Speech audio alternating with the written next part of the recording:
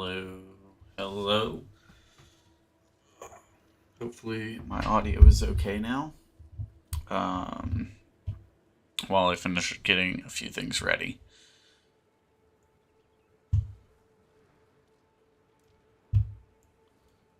This over here, pop this up here. It's out of this.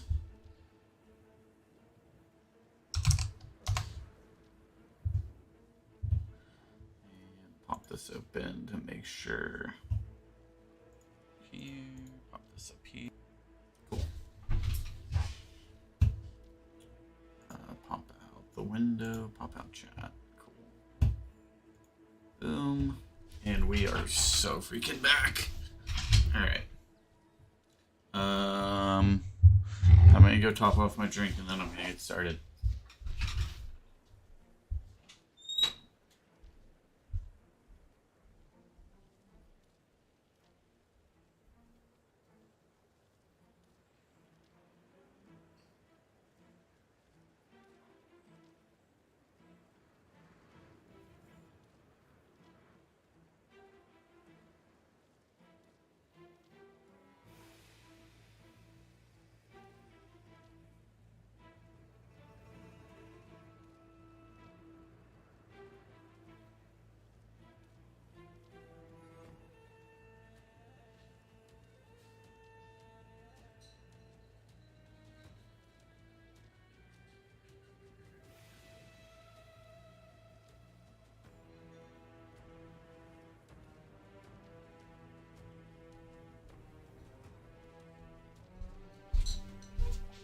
Alright.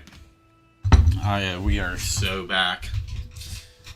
Let me know if any of the audio sounds like shit and I can make adjustments. But let's go ahead and swap over. Alright. Let me add some nice some text here. How do I want to do this? Add a convenient agenda. We're gonna hide this. Boom. Back from Sanctum League. All right. Now let's change this text. Change. All right. Agenda. Calling LA recap. PoE 3.24. League start. And then we gaming. Alright. Cool. Done. Boom. We are so back. We are out here. Alright. Hopefully everything looks okay there. And we'll get started. So, this past weekend, I flew out to LA for the calling and to root my homies on for a PTLA. Leading up to the tournament, I tested a bunch of different decks and finally settled on just playing what I know, which is Fi. I feel comfortable that I know the list inside and out and just went with my comfort pick on the weekend. Going through my matches, I finished up the calling at 5-3. Unfortunately, didn't make day 2. I think there was one Fi that made day 2, and his list was, from what I heard rumblings of, pretty neat. So we'll get to kind of where that sits on my opinions moving forward with the deck. Over here on the right, I have my list with playing the Phoenix Flame, Phoenix Form package in the list, which I've been playing since Columbus Battle Hardened last year. All in all, I think this is one of the most powerful things you can be doing with a deck right now. Primarily the synergy between Inflame and Spreading Flames. If you get to, it's not unreasonable to hand a drop where you just have Spreading Flames, Inflame. And if that's the case, then your Spreading Flames ends up being close to like a 1 for 8 on the turn, where you get to lead off with Spreading Flames for 3, followed by Inflame for 2, picking up Phoenix Flame coming in for 3 because of your Tiger Stripe Shuko. Now you have 3 Draconic Chain Links, and conveniently the base power of almost all of our attacks is 3, outside of Blaze Headlong and Mounting Anger, which is fine because we can just send a Sword Swing, a Chain Link 4. So our sword will be swinging for 4 that turn, and then everything we play after that is +1. So, if we're 5 links long on the combat chain, Spreading Flames give us +4. And so on. The longer the combat chain, obviously, the better. It's pretty basic aggro deck there. I'm going to go through my matchup spread on the weekend and update my matchups on February. So, round 1 on the weekend, I played against Azuri. Super nice guy, super nice opponent. I'm not going to obviously put anyone's names in here, but very interesting Azuri match. He didn't, most of his swaps weren't disruptive. Almost all of his every Azuri swap he made was to put Death Touch into play, which at the end of the day, it's like, cool, I'm going to take 8, right? I'm going to take 6 on Death Touch. I'm going to take 2 from the Blood Rot he gives me, and at the end of the day, right, we're 5. We don't care. Taking 8 damage in exchange for our opponent taking 10 or 12. We win that race, and that's kind of how I went into the match looking at it. I played against Yuan G back in the 20K on this list, and I tried playing my defensive package into Azuri, and it just never felt like what you wanted to be doing. If you just hold up your D-React, they just don't swap, and then you say, oh, cool, like, this was a waste. It just feels like a waste of value. They can pretty easily play around your defense reactions on Fi in your defensive package by just sending 3, and then all of a sudden you have these cards that are meant to block out big attacks just rotting in your hand and arsenal. And so this weekend I went in on the idea of no matter what you're going to present to me, I can always just present bigger numbers. And that's how I played it, and that's how I felt. Let's see if I still have... I think I might have torn and thrown away my notes from that match. He did get me down to a fairly respectably low life total, like 10 to 15, but there was never a point in that match where I actually felt like I wasn't in control. So round 1 we played against Azuri. We got the win, and my matchup going into here, I don't think I have Azuri written down. I don't. Add a new matchup name, Azuri. Turn order, I'm trying to remember if I won the die roll here. I believe I won the die roll, and I opted to go first. This is a match, again, this list, and I think Fi in general right now, you should, in a lot of matches, be opting to go first. That 5th card in your arsenal, being able to set up a 5-card hand, in my opinion, is more important than, quote, taking tempo. Because you're going to take the tempo of that 5-card hand. This is not a deck that blocks, right? Fi's never been a deck that wants to block. So, going second, you already don't block well. So if you go second in a match, it's strictly if your opponent is going to get a massive advantage by having you go first. So I like to go first in a lot of matches. So I'm going to say turn preference on Azuri. We're going to go first. Let's pop this out. Into the match, like I said, we want to be full aggro, so we're not going to care about our defense package. So we bring in Flame Call Awakening, 1 Phoenix Flame, 1 Phoenix Flame Call Awakening, Inflame, Phoenix Flame, 3 Phoenix Forms. And into that match on the weekend, I had brought in a Tenacity. Right? Everything's mid-range right now in the game. Nobody cares. Everyone's going to be incentivized to block you. So I really. I brought tenacity into that match. I think moving forward, after talking about with some friends, I would move over to running a one of Salva Wound, and then I already have two tenacity, and just running it for if I have my pop off turn, signal it early. Um, then they're probably gonna block me out, which is pretty awkward. And if they opt to block it out, then we can grab a tenacity when it's available. Whenever we get our first attack action to hit, and then we go grab it off of Pouncing Links.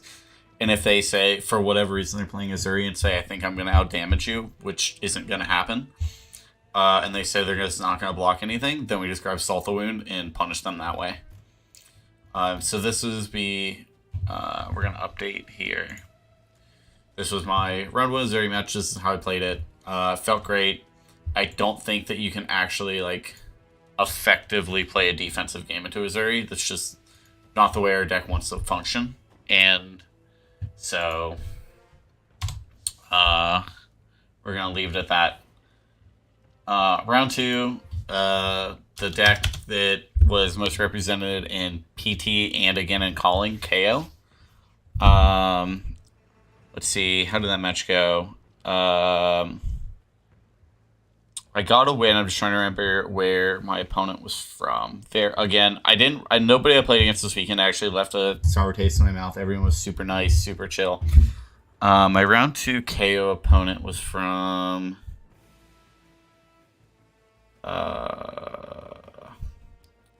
Lord have mercy, I gotta think. And I'm a 5 player. I don't like doing that. That's smooth brain deck, apparently. Alright, it really doesn't matter. Round two, against the KO opponent.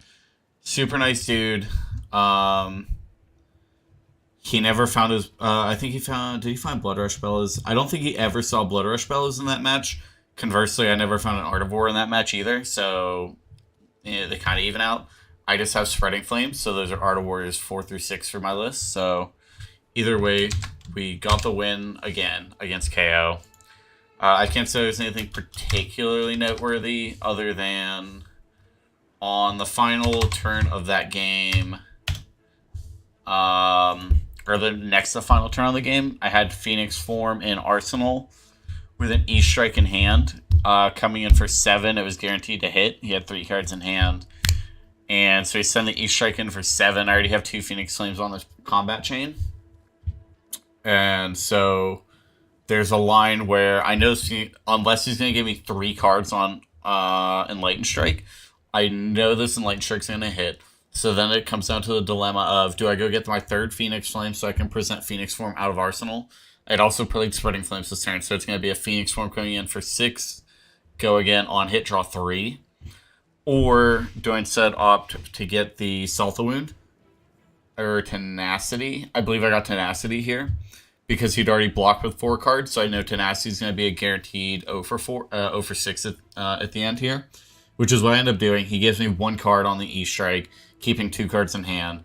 So I'm not going to go get Phoenix Flame in fear that, like, it only presents 2 damage. And then I send Phoenix Form at the end of the combat chain. He gives me the last 2 cards in his hand, and it's a wash. So what I opt here for was E-Strike hits for 4. I go get Tenacity. I send Phoenix Form coming in for 5. I believe he no-blocked the Phoenix Form for 5, and then I sent Tenacity at 6 for 6 at the end of the combat chain. He was sitting at 5 life. He just gave me the last 2 cards in hand and just passed back to me. And, you know, if you've ever played 5, having your opponent at 5 life and they pass the turn back to you and you get to keep a full grip of 4, the game's probably Jover unless you just, like, draw an absolute dud hand, which didn't happen, and we win the game on the next turn. My sideboard plan there, I know I have one on my... I believe I have one on here already, which we're going to go in and just take a look at it.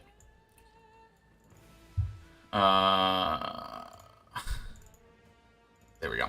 Alright, so I believe this is correct. Yeah, the only change I want to do here, I play the 3rd Tenacity. Since KO is, at the end of the day, it's a mid-range deck. Like half the format, like the majority of the format right now.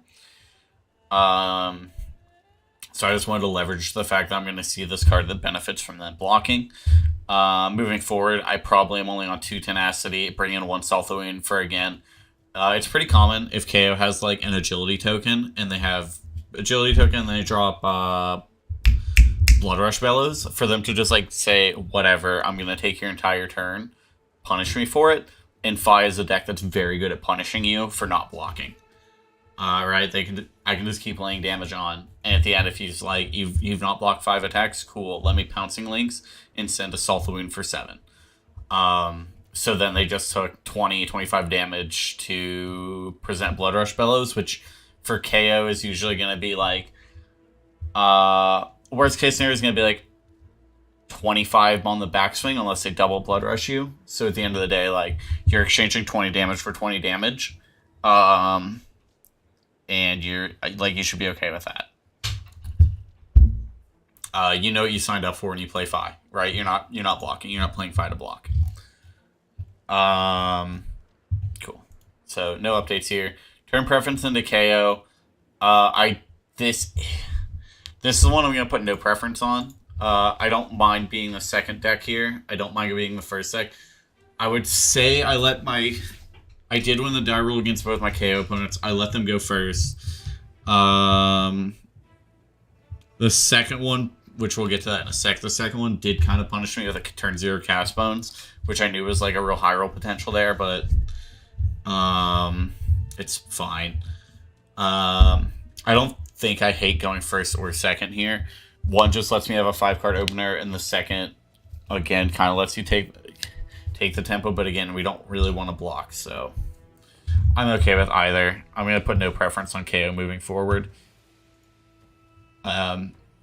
Maybe hedging on preferring to go first so I can set a 5-card hand up and not let them have the potential high roll of a turn 0 Cast Bones or getting to filter their hand. So we'll take that. Round 3, I played against a Levia. My opponent was from Barcelona. Super nice dude. He played in the PT day 1, but it didn't go his way, obviously, which is why he's over in the calling. Super good dude, though.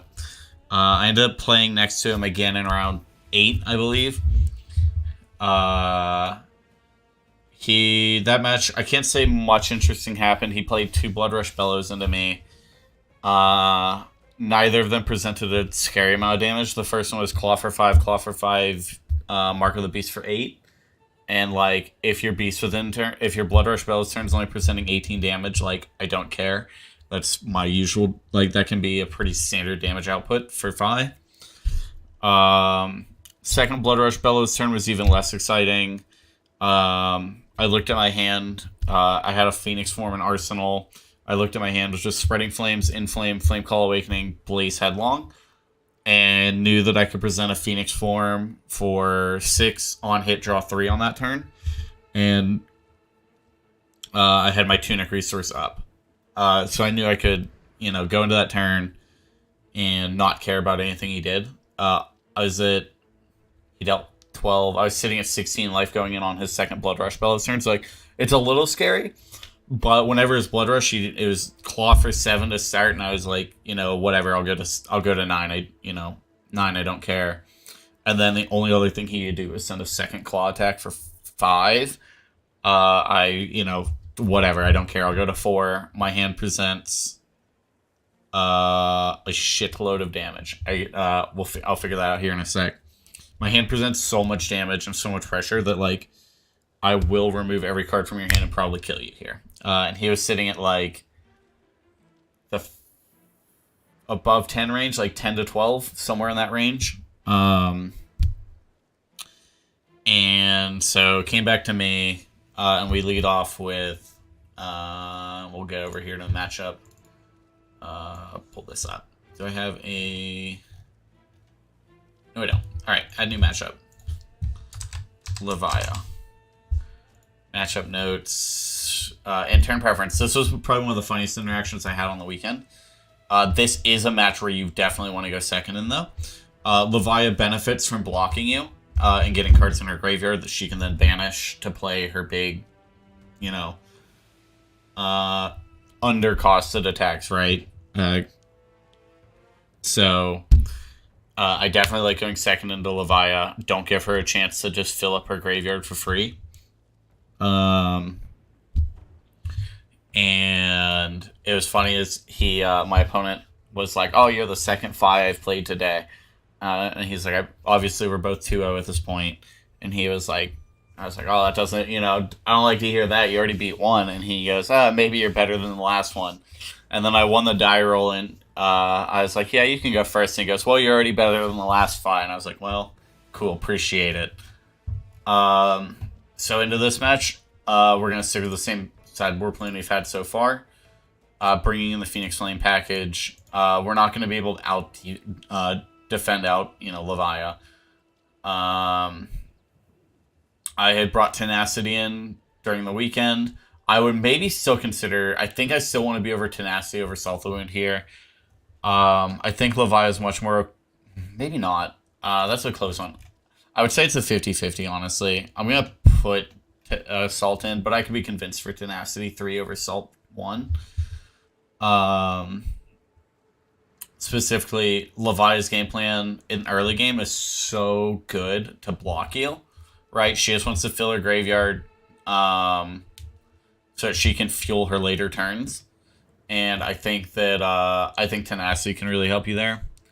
The only other difference here is we're not running Flamescale Furnace into this match, and instead we're going to play Spring Tunic, oddly enough. Levia doesn't have any relevant on-hits, and she's not going to present these big 18 damage Bear Fangs and 12 damage Command and Conquers like you get out of KO.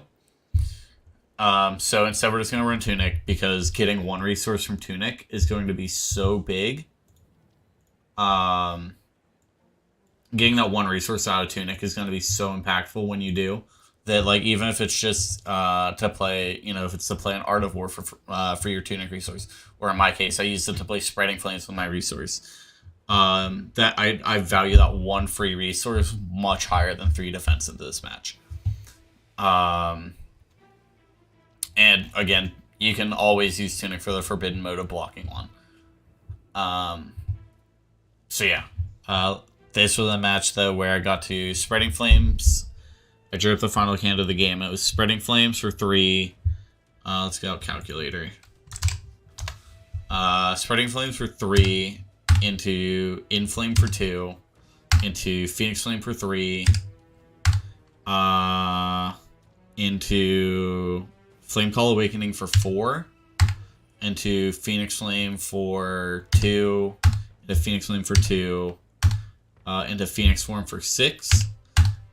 He had a no block in hand and had to take 3 on that Phoenix Form.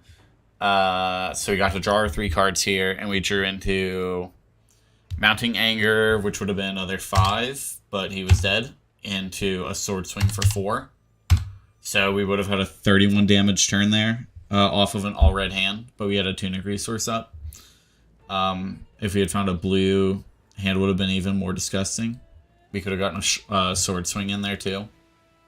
Or, we did get a Sword Swing. Yeah, it was 31 damage.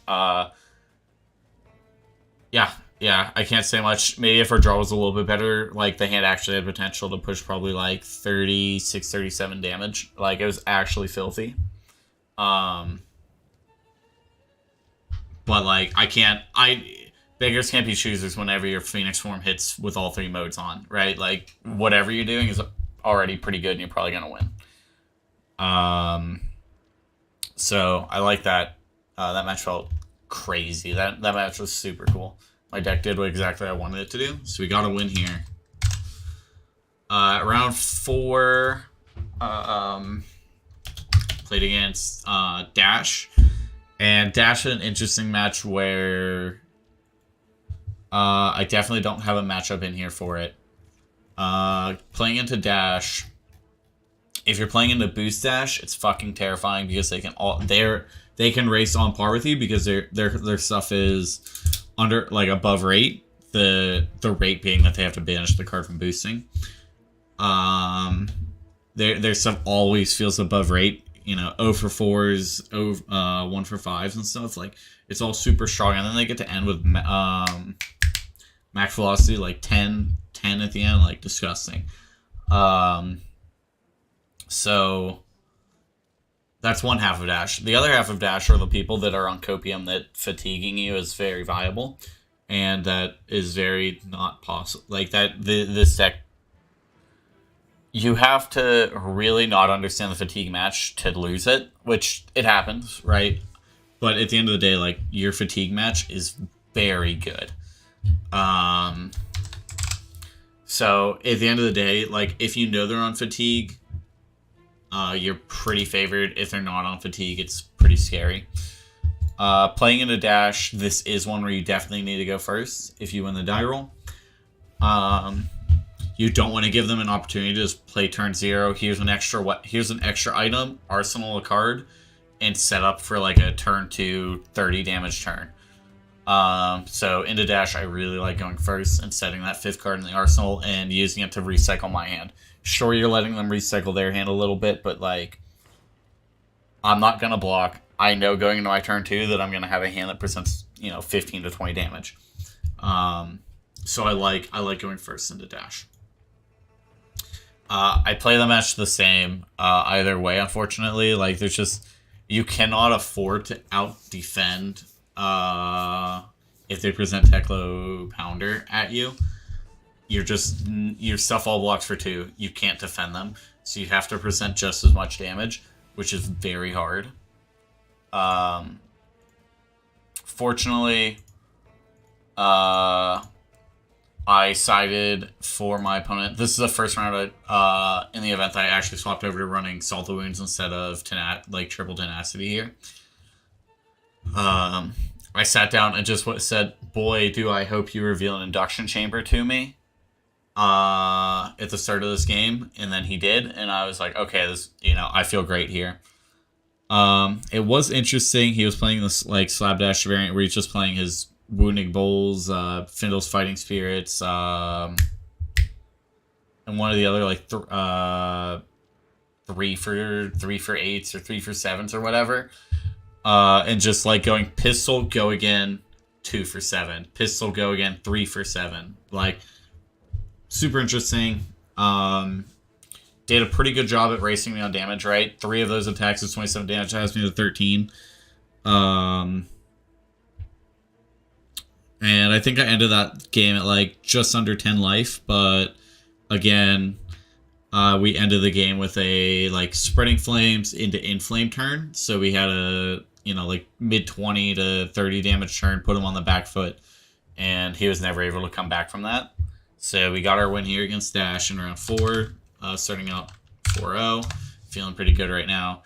And then this is where it all goes wrong. Round 5, I ended up playing against Pierre, who ended up top 8ing the event overall. Super, super nice dude. Maybe one of my favorite opponents throughout the entire weekend. Just all in all, good vibes. And I think Kasai, like, in theory, I feel like Kasai should seem really good. In practice, Kasai's really, really hard. They just get to do so much on so little compared to other decks, where like a Kasai 2-card hand is consistently gonna send 6+ damage back at you. Or a 1-card hand can even do that. Like, if you let them have a gold, they just get to go like, cool, break my gold, my swords are free now, I have 1 resource and 1 card in hand, attack you with a sword. Oh, here's a Blade Runner or a Run Through. My next sword gets +2, so you get a 1-card 6 out of them, which is insane. Like, so like Kasai can do so much on so little. Not to mention that also, it's not even a 1-card 6, it's like a 1-card 7, because they also get to, if they send 2 sword swings, they get to remove the counter from their dynamos, which feels pretty miserable to play into if you just get to them. Yeah, exactly. Smurf, like, super good dude, but like letting them get their dynamo counters reset all the time feels pretty bad. So into that match, we played, I'm gonna see, I know I had some notes here, and I think that I'm gonna stick with the same plan moving forward. The only difference is we're not going to run Flamescale Furnace anymore.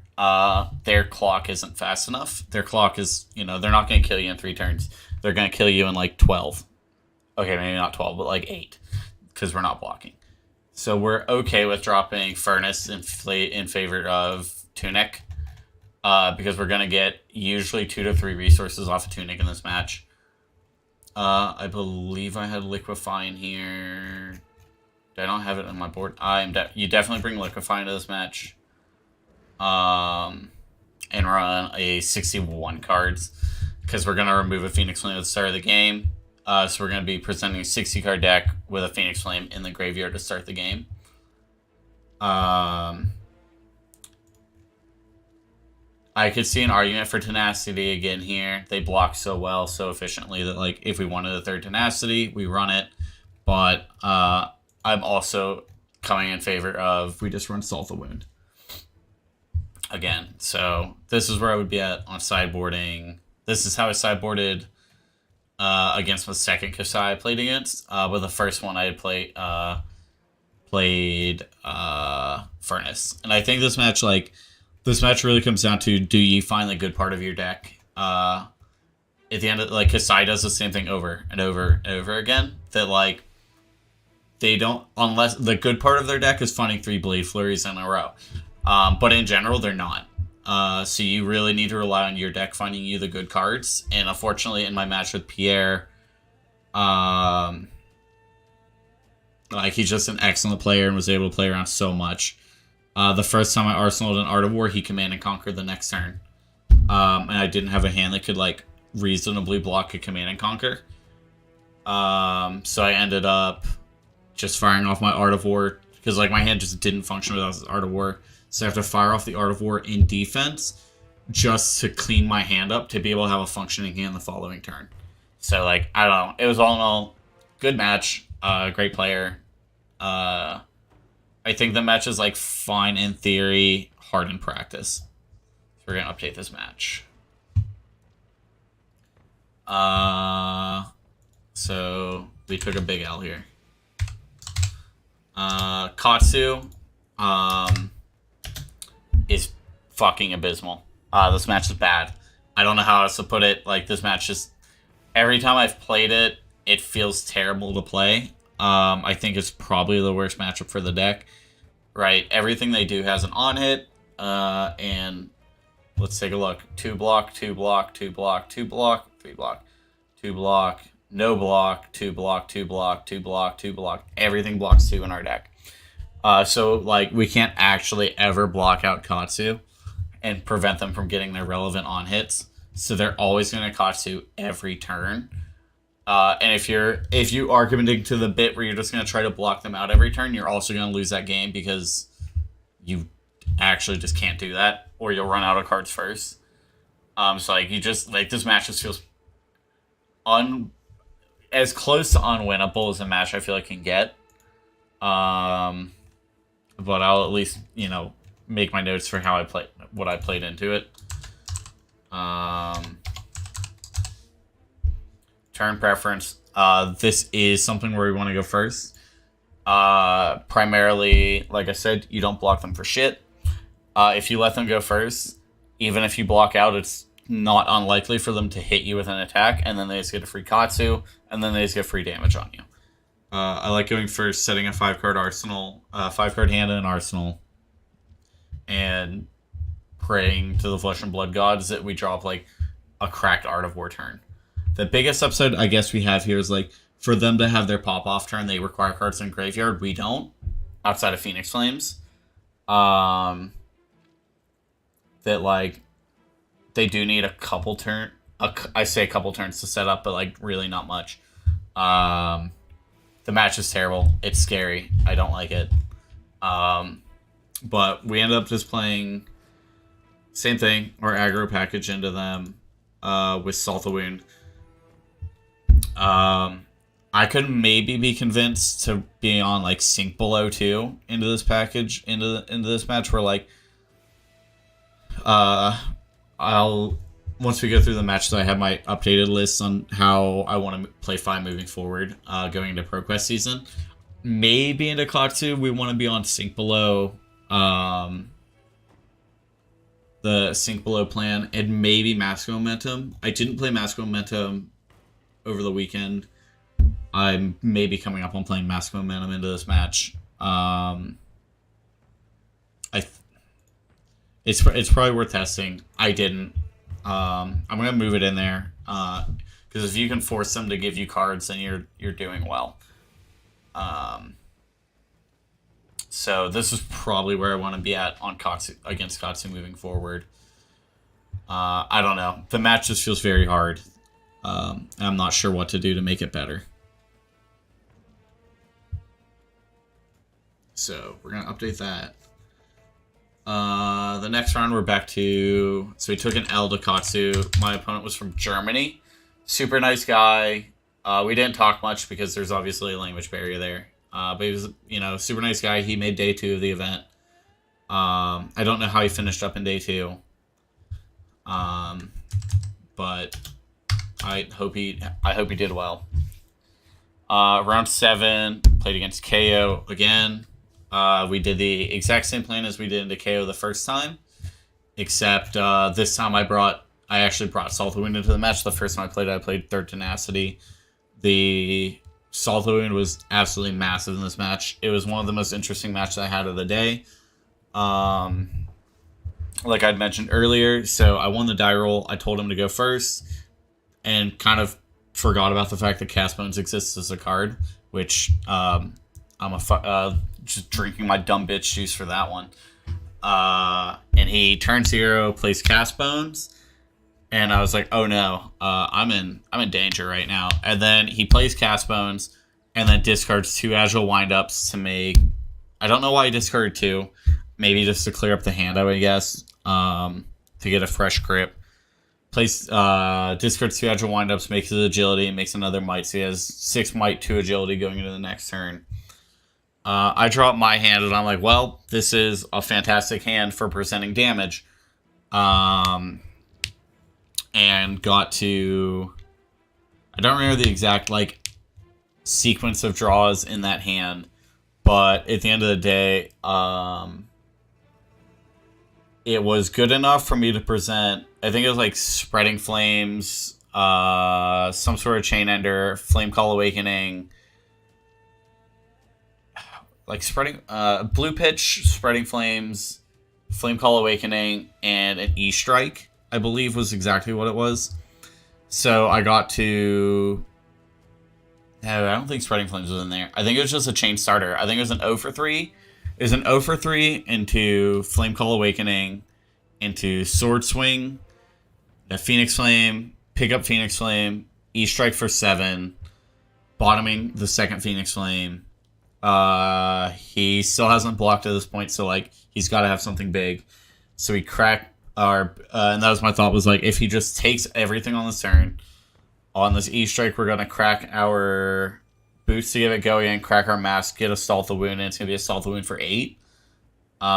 Which is exactly what we do. He takes it, Salt the Wound comes in for 8 because of our gauntlets here.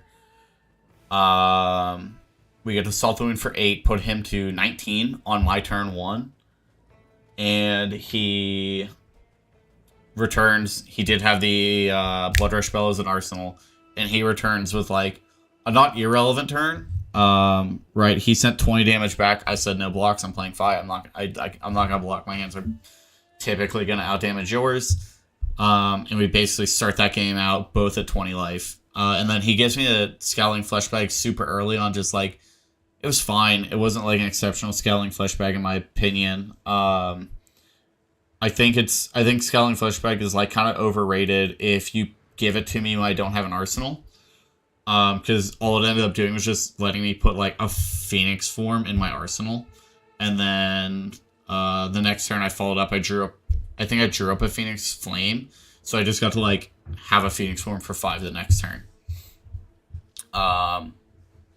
It's something like that. So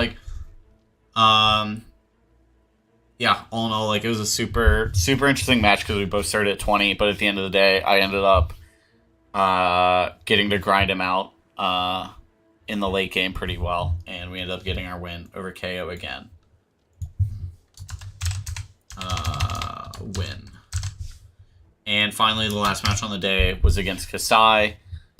Same thing. This match was a lot closer than with Pierre. It was a lot closer, even though I also didn't find... I don't think I found a single Art of War the entire match until the last turn of the game.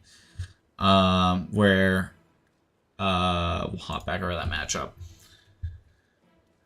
I think turn preference here, no preference. The game goes long enough that turn 1 versus turn 0 doesn't matter much. But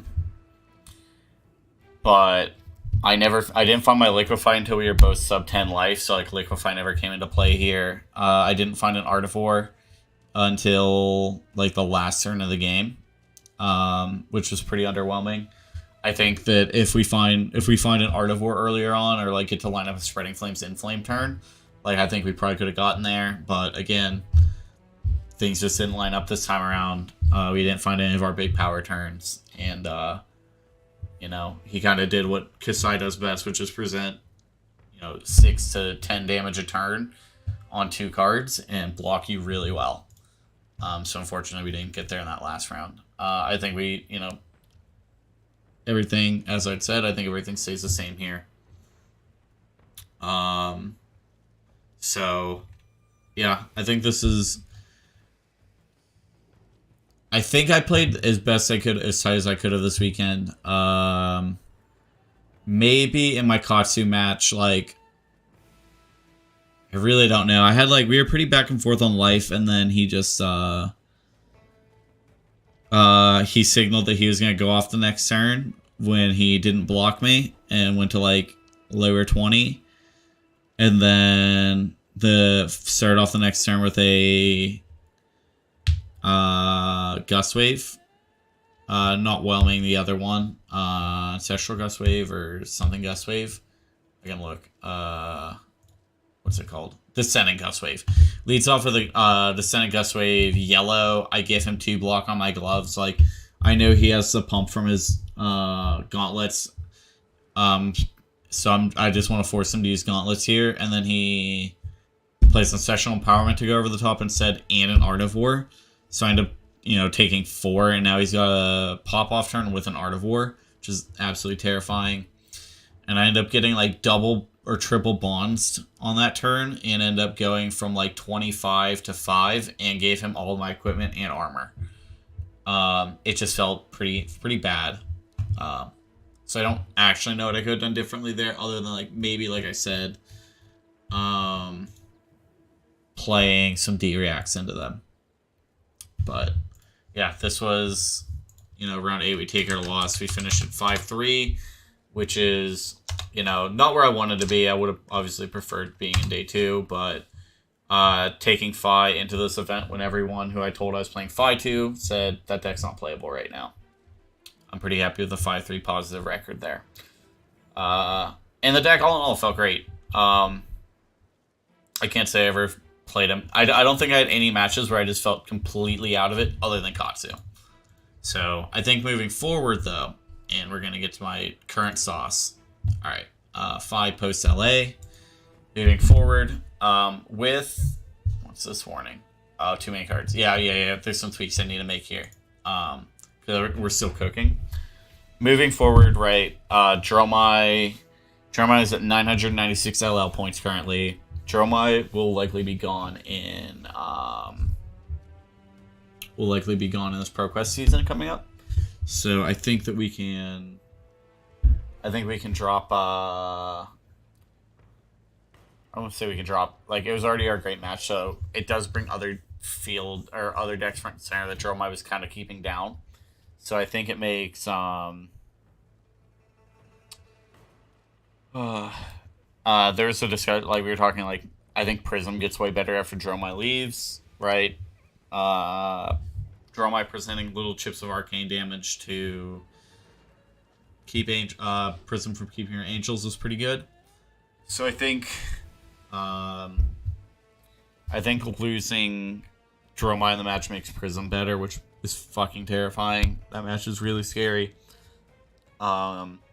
Which we have a plan. I tested against it. We were probably near 50-50 against Prism on the weekend, maybe slightly positive, but It's still a hard match. I don't think going slightly positive is actually saying much on how hard the match is.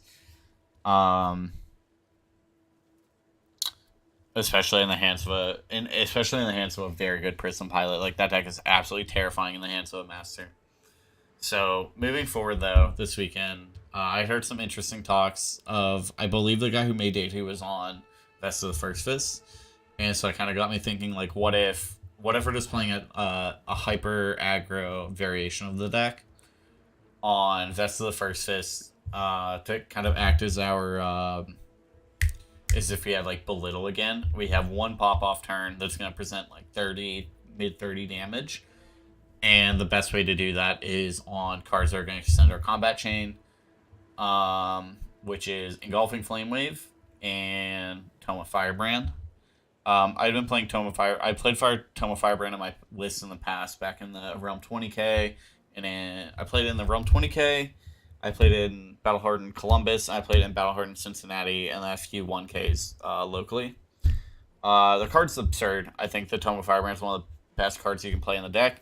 It unfortunately does not have a number in the bottom right corner, and it's really hard to play Tome of Firebrand when you have an Art War as well, which is where I think that Fest of the First Fist will come in handy a lot, where it'll help us get our 4 links so that we can play our Tome of Firebrand and draw 2 cards.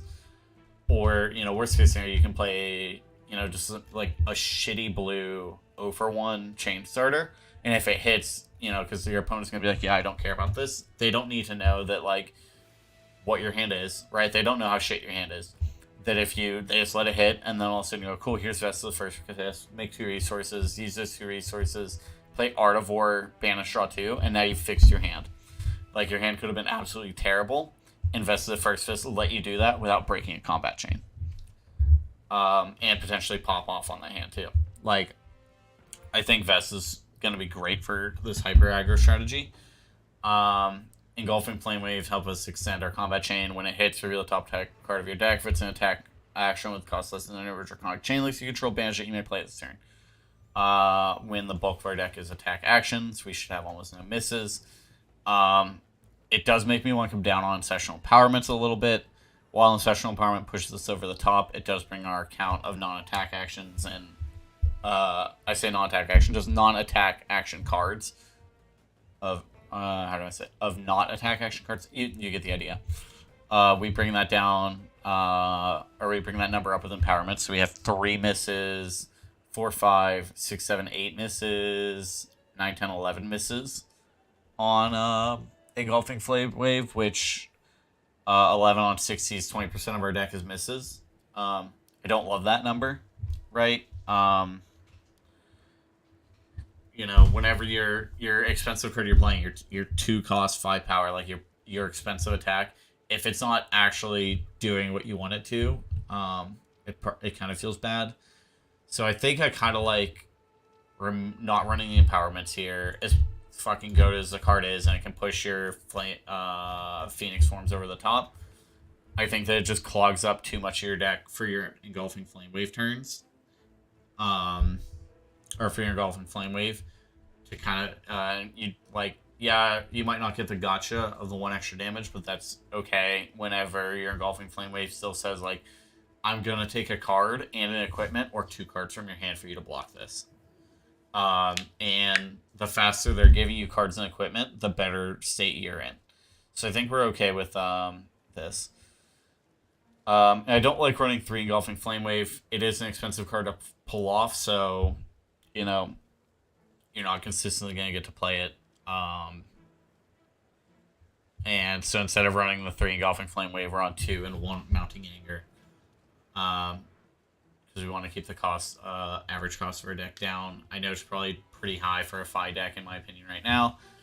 But I'll have to test that going into PQ season. We're back on Tome of Firebrand, because again, we want to have the hyper aggro, like 8, 9 combat chain link hands. So we need Tome of Firebrand to do that for us. I'm still at 62 cards here. I need to trim one more thing. I'm not sure what yet. I'll have to figure that out. I I'm okay with playing a 61 card special because we're gonna start with the Phoenix Flame in the graveyard. So we're presenting a 60 card deck and our 61st cards in graveyard. I'm okay with that. If we can get down to 60, we can get to 60. If there's just like nothing that feels good to trim, then there's nothing that feels good to trim, and we're running a 61.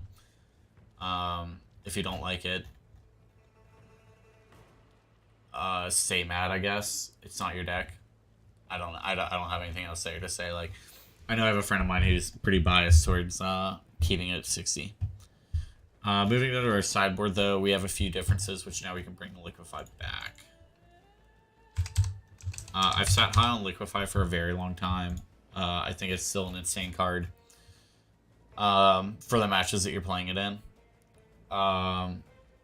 So we're still going to keep our Flamesteel Furnace. There are matches where we're going to need to block Azalea, Bravo, Victor.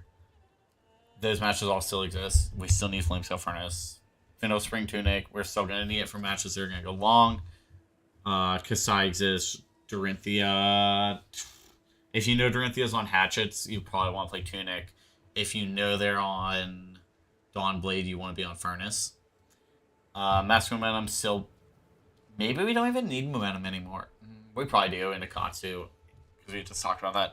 Maybe we want Momentum into opposing aggro decks, but like there's not actually an aggro deck in the format after, in my opinion, like when Dromai's gone, other than Fi. And again, Katsu. So I think maybe just keep Mask Momentum in for the Fi match, or the Katsu match. We're on AB2 for the KO match. That match feels fucking terrible every time I've played it.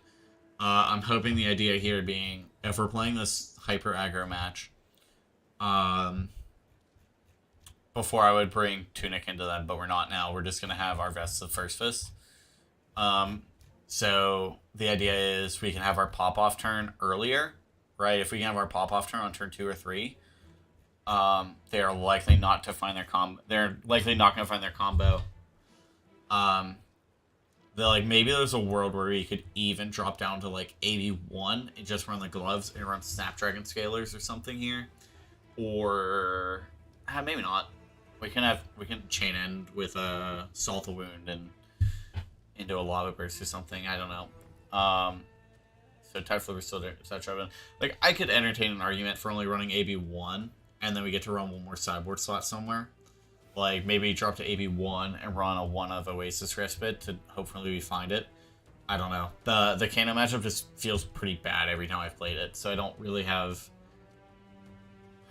a good idea of how I want to play that. Like, I just have never found a great strategy. My list I played last weekend, I played 2 Oasis Respite. If you don't find Oasis Respite, even if you present lethal turn 3, they somehow always find a way to kill you. So, I don't know. Kano just feels bad most of the times I've played it. And the other big change we've made here, we're on 3 Tenacity, 3 Sink Below, instead of 3 Sink Below, 3 Reinforce the line. And this is just because a lot of decks are shifting away from Dominate right now. That we can, Fate Foreseen will follow the same role as Reinforce the Line in most matches, except for where they don't require me blocking with an attack action. So, like, like I said, into Kasai, like, I think we maybe want to try... I might want to try playing Kasai, just bringing in a 3 Sink Below, 3 Fate Foreseen. And then the only thing we do is just, like, we can take their first attack for 2, and then we can defense react the second attack. We might take some, like, a small amount of bleed damage through it. But we can get more value out of our Sink Belows and Fate Foreseens, I think. And we just play out a little bit of defensive game. And then we can commit to 1 pop-off turn there. So I think we want to be on... I think we want to be on Fate Foreseens moving forward. Also, like, Victor, he overpowers. He doesn't dominate. So we don't care. We can block with as many defense reacts. Azalea's scary. I don't really have one way or another, but, like, I didn't play against Azalea. There aren't many running around. Not that they're not running around. But I think I'm going to prioritize running stuff that's better into more matches than into, a less common match. So we're on Fate Foreseen Sync there. And Bravo. Bravo just, like, in general, I feel like very rarely dominates his attacks into this match. Because he also has to block you. So the only time he's ever Bravo ability dominating stuff is usually on, like, a Crippling Crush or Crippling Crush, Spinal Crush. In which case he's going to take a lot of damage to make that happen. And also you can, if you get to just, like, slam a D-React in Arsenal, and then you always have out of, like, D-React from Arsenal, 3, block with 1 equipment, and a card from hand is 8, and Crippling Crush comes in for 11, so you get to cover up your Crush effect. Right? Crippling Crush is 11, I believe, right? Crippling... not Anxiety. Crush... Flesh and Blood. I think it's 11. Could be wrong. Yeah, it's 11. So we get to pretty clean cover up Crippling Crush between our chest piece, 1 card from hand, and a D-React and Arsenal. If they have the pummel, they have the pummel. Like, there's nothing you can do about that. So, again, or if you're lucky, you have D-React in hand, D-React and Arsenal equipment. Or you just D-React, take 3 total damage, and be happy with your life. So I think we're okay with on the Fate Foreseen and Sync Below package here. And yeah, this is where I think I want to be at with Fi moving forward. Obviously, I don't know if it's exactly where it's solidified, but this is probably what I'm going to take to my local armory this week. Yeah. I don't really have anything else to add here. I'm gonna hop over now. We're gonna hop over to Path of Exile.com. Log in. Yeah, verify that we're human and flashbang me. Sure. Home. New, not news. It's forum. Announcements. Patch notes. Content update. Necropolis. There we go. I am also going to turn on my... Be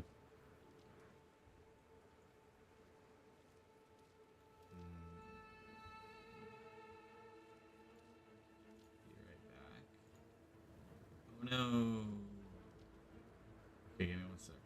We're going to change this one to say be right back. I have to use the bathroom really bad. Be right back.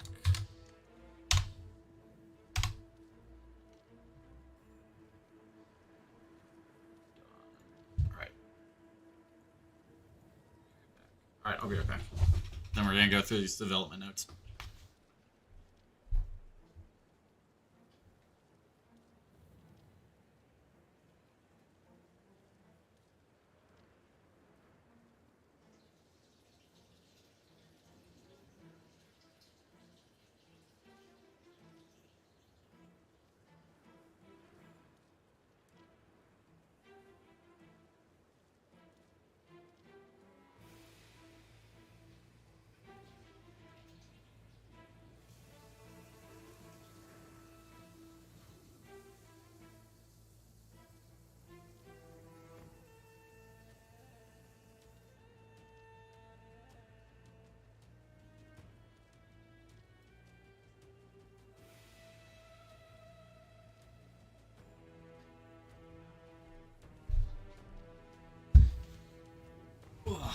Okay, I am back. Let's hide this. Hide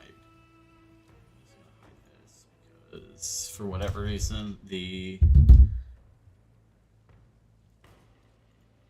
YouTube chat widget on here does not work, and I'm gonna have to investigate that. But that's okay. That's okay.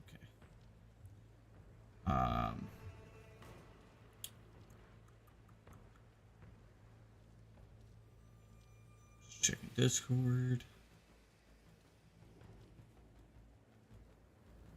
I don't think I have anything to add here. Nope. Okay. Necropolis Challenge League. Okay. Let's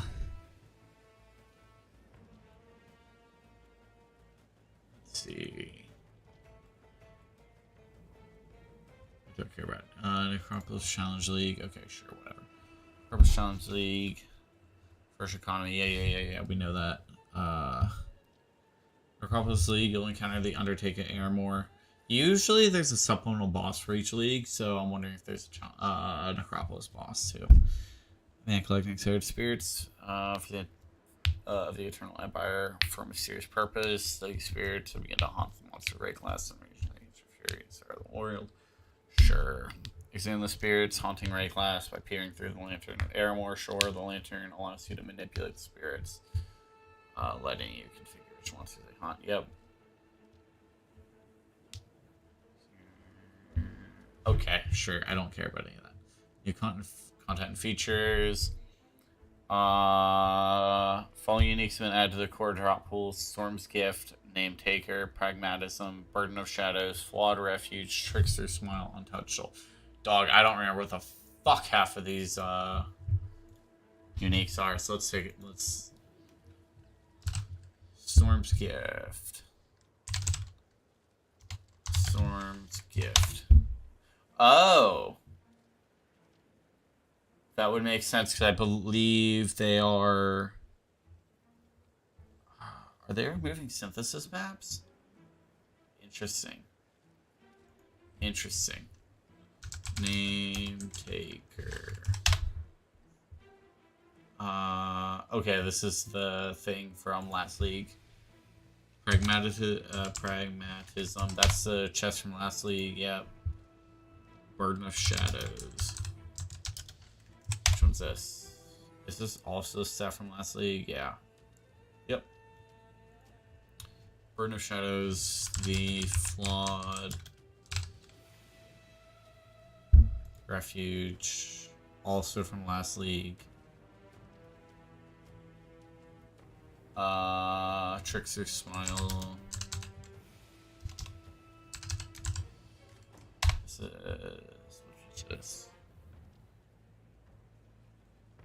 When an enemy hits you with element, the resistance is 0 for 4 seconds. Sure.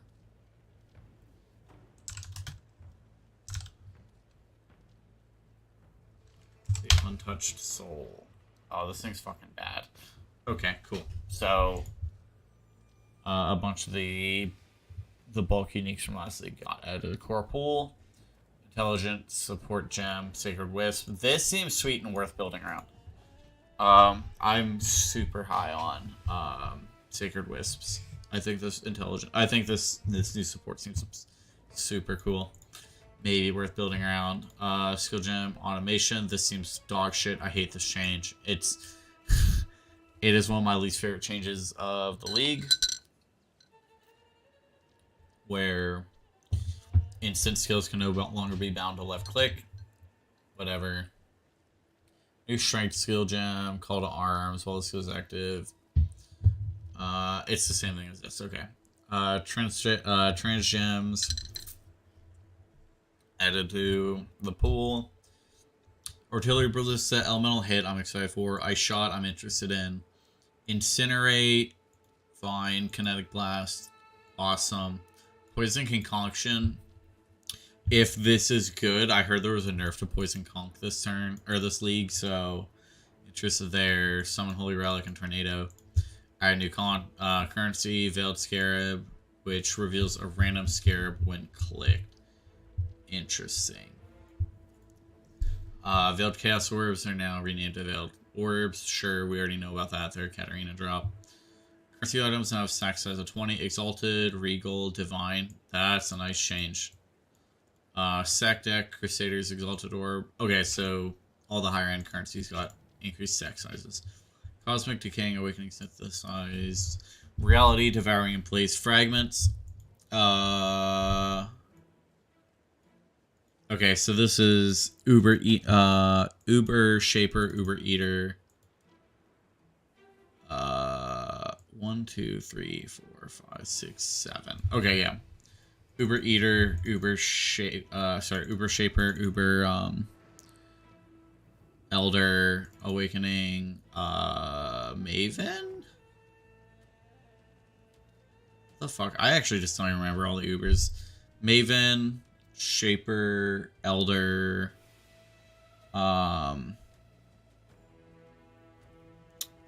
Cortex, Venarius, Eater, and Eater of Worlds, and the fucking Fire guy. 14 unique items. I actually don't care. We're gonna look at these. We knew about all these. They talked about them in the... I don't care. Malwarebytes. That got rechanged. Rework there. Don't care there. All I care is what am my league starting?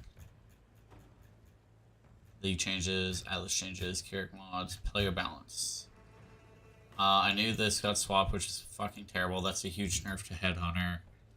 Maximum chance to block attack damage has been raised up. Chance to block attack and spell can no longer be raised above 90%. Yep, Unholy Might buff no longer grants 30%. Interesting. Unholy Might no longer grants 30% of physical damage extra chaos damage. It now provides 100% of his damage converted to chaos damage and 20% chance to apply Wither on hit.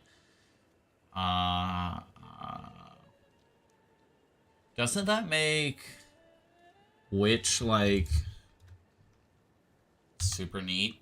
Like, doesn't that make Necromancer kind of nutty? Path of... Nope, I don't want that. I want Path of Building. Oh, we just opened a second. Close that. Path of Building. I know I'm going to need to update this, but I'm pretty sure this is the one where you're... Oh, okay. You're meaning instead of Unholy Might. Yeah. So, if we instead have... We can play, like... Shit, we might be on, like, Raising Zombies. And just, like, Unholy Might, and now we have our zombies get the full Fizz conversion to Chaos damage, and then, like... That sounds sweet. Yeah. Unholy... I don't hate that change. The Unholy Might buff no longer grants 30% physical extra damage. It prevents 100% Fizz converted to Chaos. I am on board with that. If I can have my zombies or specters, like some of the better Fizz damage specters, especially with the new Spectre helmet. Like you can run the Herald of Katavas. They're just like big, tanky, and do a lot of damage. You can convert that to Chaos and Wither stacks. Sounds pretty nice.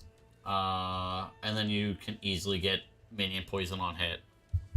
So like maybe or league starting minions here. I don't hate that plan. Okay. Skill dem changes. Monster life increase. Oh yeah, I think that there's a fucking nerf though to specters where they're now only capped at level 80. I don't know.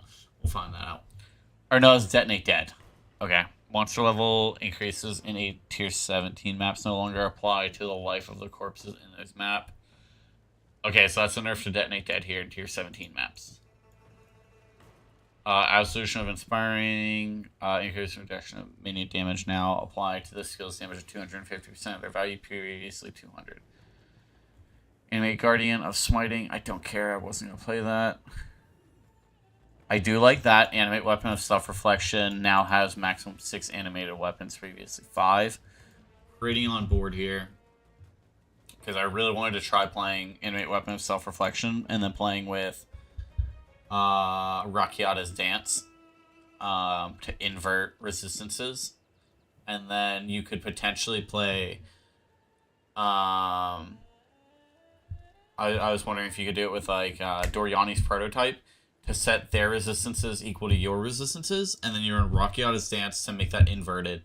So you could max out your resistances to 90, Rakiata's Dance to invert that to be a negative 90, and have these minions chasing, like those swords following you. I don't know, maybe worth playing around. Ball Lightning Static got nerf. Blade Blast of Detonation. I heard that there is a Poisonous Concoction change. But I don't know what. Flicker Strike of Power now, 6% increase. Alright.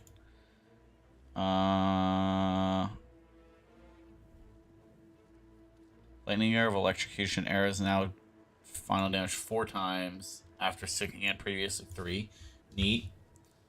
And its Brand of Dissipation got gutted. Activates 5% less likely. Has 50% increase added damage. Previously 65. Shit. Deals less damage at all levels. Pulses now deal 30% more damage with hits and ailments. The first previously 60 more. Oh my. Yeah, this has got a flat nerf across the board. Reign of Air's Artillery. Raise Spectre of Transient now has 4 max Raise Spectre at level 1, previously 3, scaling up to 6 at level 20, previously 4. Isn't Transient's the one where they are not permanent and they have a timer? Raise Spectre of Transients. Yeah, they have a duration. Okay. Which this gets way worse without that the marionette specters for them to die and just get re-summoned. So that sounds bad. Zombies no longer created no longer used by detonate dead. I don't think that needed a nerf, but whatever. Never mind. I can see it. Okay, anyway. Scorch Arrow Menace. Wait, was there no change to Poisonous Concoction? How the fuck did Poisonous Concoction get gutted then? Unless it's the Ascendancy changes, which we'll get to that. Sniper's Mark got nerfed. SRS got nerfed. Chaos Golem with Maelstrom. Aura now deals 30% more damage over time. I think Golem's got... I'm pretty sure most of Golem's got buff, though. Which, I do love some Golem answer build, but it's not a league start. Golem's Meteor Shower now deals 50% more damage and burning deals more damage over time. So yeah, Flame Golem got buffed. On Death Projectile Nova now has 2 extra projectiles, so 20% more damage. Yeah.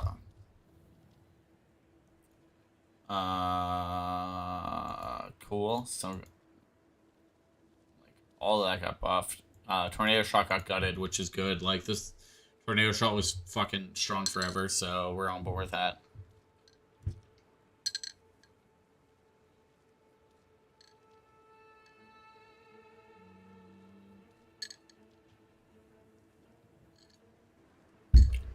I can't say there's anything here that's like too crazy. I know there are the Ascendancy changes. Sentinels of Radiance from Guardians Radiant Crusade, that was already fucked up. So like, now deals damage equal to 20% of its max for base 4 meters. Previously it was 30% with a 12.5% increase base radius. Like, sure, get that the fuck out of here. League started. I don't know. I played SRS Guardian for a little bit last league and it just felt stupid, so like I'm on board with that. The Mindless Aggression Ascendancy passive skill no longer causes minions to have 10% increased movement speed, 10% increased attack speed, 10% increased cast speed, or causes them to do 30% increased damage. Instead, it now causes them to deal 10% more life now. Bro, for real? Why did that need a fucking nerf? So, Mindless Aggression. Oh, fuck off. It's right here in the middle. This is getting a nerf. I guess 10% more damage is not irrelevant. Right? 10% more damage. 20% more max life is pretty bad. That feels pretty bad. Bone Barrier Ascendancy passive no longer grants level 20 Bone Armor skill and now longer presents 2% increased life recovered. Up 20%. Minions have 20% more max life. Okay, so that's fine. It offsets that. It now provides minions have 40% of life added as extra energy shield and 1% damage dealt by your minions is leached to you as life. Sure, that's fine. Where was that at here? That was right here, so nobody used that anyway. You always just took like this unnatural strength. Okay. Sure, I guess. I'm a little annoyed by the minus aggression. I don't know why that needed nerfed, but I'm not a game developer. So I'm not gonna act like I am. The Call to Arms Keystone passive skill has been renamed Warlord's Call and now provides war cries no longer exert attacks, and war cries also grant their buff to nearby allies previously. Ooh, that's bad. Added a new energy shield mastery. 50% of your energy shield is added to your sun threshold, which replaces sun thresholds based on 6% of your maximum energy shield stay alive. So that's gutting the blood notch tech. So that's pretty shit. Don't love that. Added a new mine mastery. Detonate mines is triggered while you are moving, which replaces you gain 5% increase area effect for each mine. The forethought. Notable passive no longer grants 50% increase mana. Regeneration rate now has 30% increase in maximum mana, previously 20. The small passive skill prior has 10% increase mana instead of that. Okay, so it just gives you more mana. The Dreamer notable passive no longer has 20% increase maximum mana, and now it's 30% increase maximum mana regeneration rate, previously 15. Sure. Rattlecash and Patience, those got gutted. We knew that.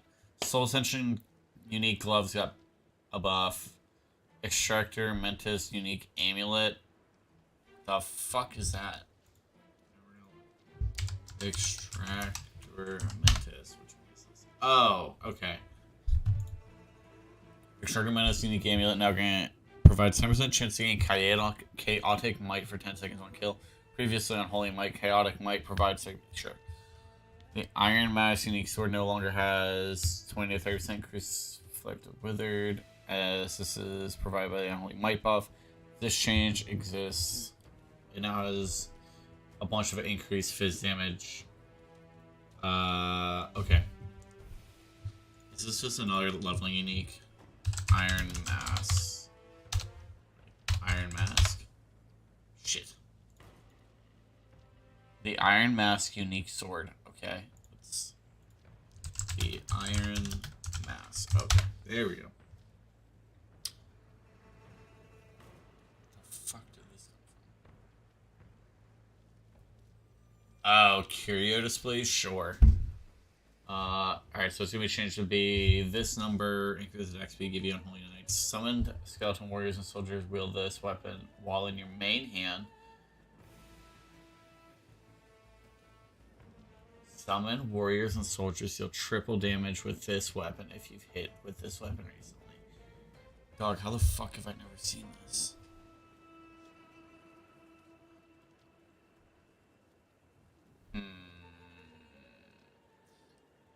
Are we cooking? I think we're cooking here. I think we're playing minions, and then we're gonna Iron Mask later on. I've literally never fucking seen this.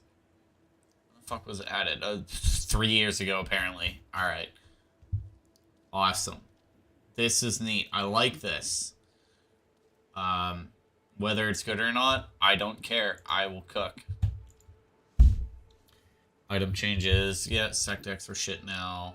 They're not shit. They're just harder to get. Void is now considered a box exclusive divination card drop. It has a chance to drop from Shaper, Elder, and Maven. And I could have sworn that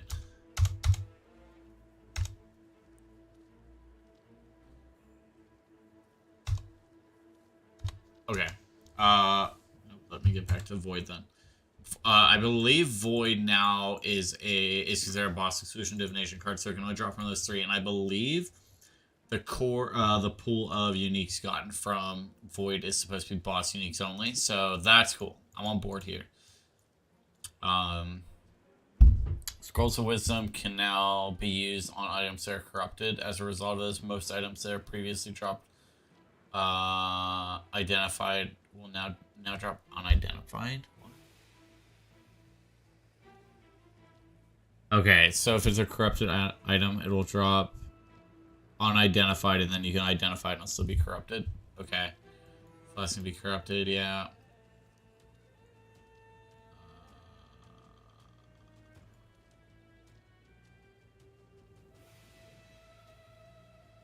Interesting. The Mechalorn belt is no longer obtainable in Heist. It has been replaced with a new mechanical belt, which has one socket implicit modifier.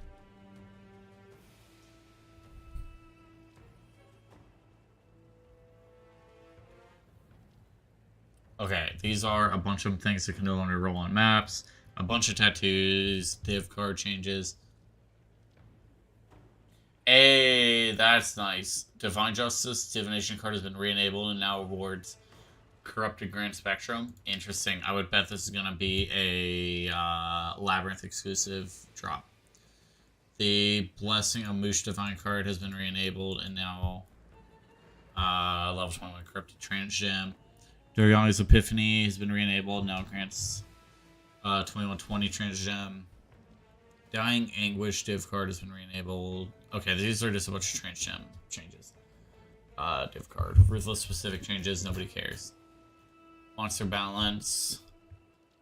Detonate Dead Corpse Assure rare monster with bonus mechanics are now rare, and the following item bonus mechanics have been removed. Items dropped converted to gems. Items dropped are converted to scarabs. Items dropped have all white sockets. Duplicated. Sling Monster units. Sling Monster gives increased gem experience.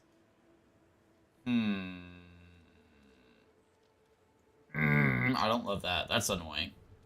I love that. I mean, to be fair, in this current league, I did like being able to do one map and get my gems to level 20 in one single map.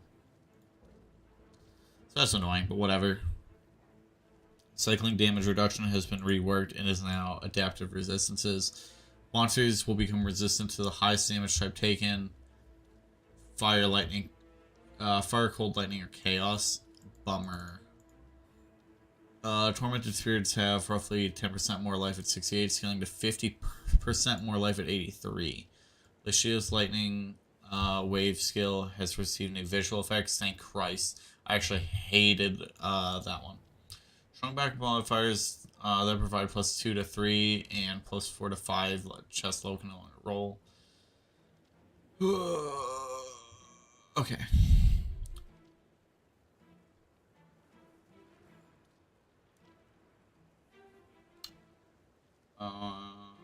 Yeah. Automation. Okay. UI changes, trade websites.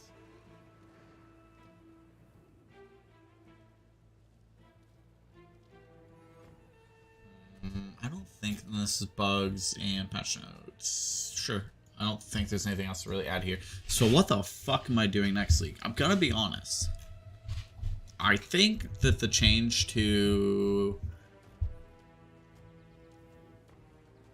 I'm pretty sure the change to Unholy Might has me enough to be convinced to play like Witch or Necromancer of some sort. I do usually like playing something a bit tankier because I'm a dog shit player who plays standard. So part of me wants to just league start tried and true, go with explosive arrow. Actually, we have the game up. So like, I partially want to go with tried and true explosive arrow down here next league. I don't think we're going to. I want to try something different. I've got a buddy of mine who's on Bone Zone next league. So I'm gonna be helping him gear Bone Shatter, wherever it is, Bone Shatter. So I don't want to be running melee with a buddy of mine. I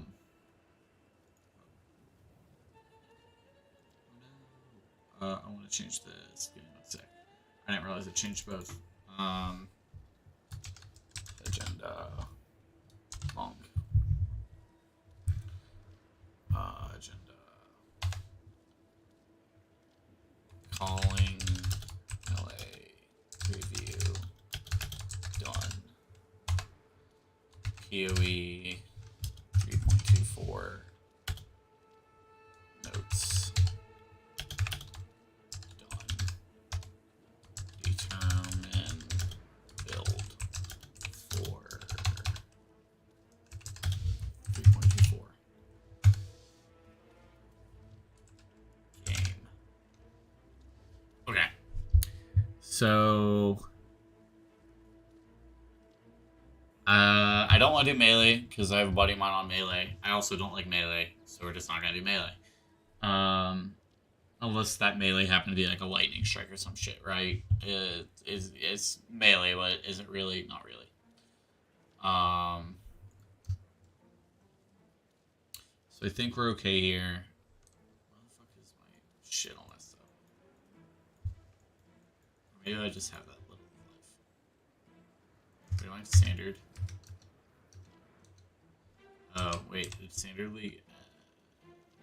Oh, we're in standard league now. Okay, that makes a lot of sense. Since the league, I didn't realize the league had ended. That explains why. That explains so much here. Why my life was so low and everything. Okay. That's fine. Anyway, let's look back at skills.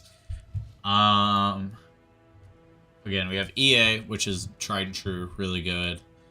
You could probably get away with Toxic Rain Champion or Toxic Rain Pathfinder here. That one's also super safe.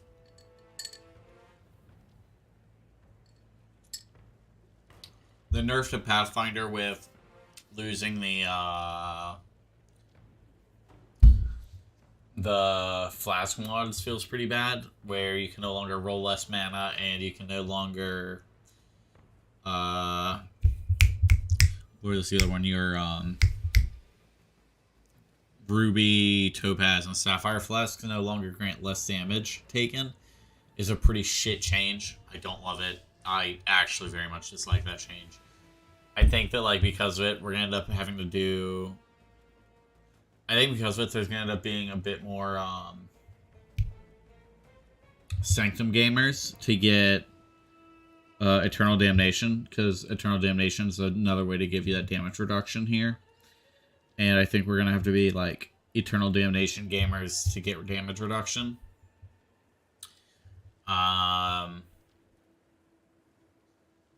So... yeah, I just really hate that change, man.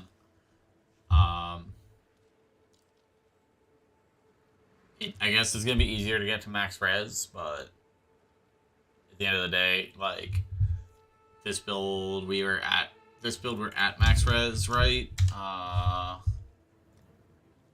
Yeah, we're at max res by a shit ton, and we also have all this damage reduction here for less fire and less cold damage taken, because we have everything converted to fire and cold damage for the most part. Cold damage. I could roll it to have more damage taken as cold, but we don't need to. We're already tanking enough. Fire taken as hits taken as fire damage here, and then a Watcher's Eye. I don't know. I think I'm talking myself into just playing minions next league.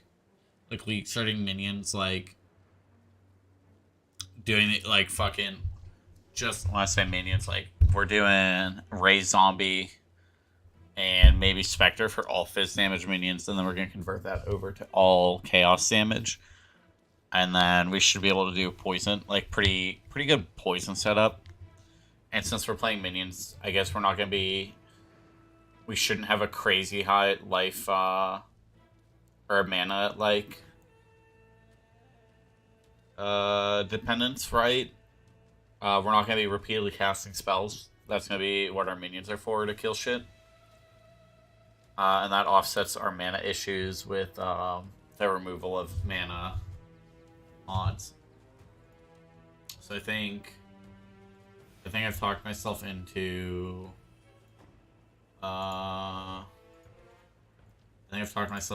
we're gonna play minion, some sort of summoner build to start next league. Shit, wrong thing. Be right back. Nope, there we go. Determine build for this league. Minions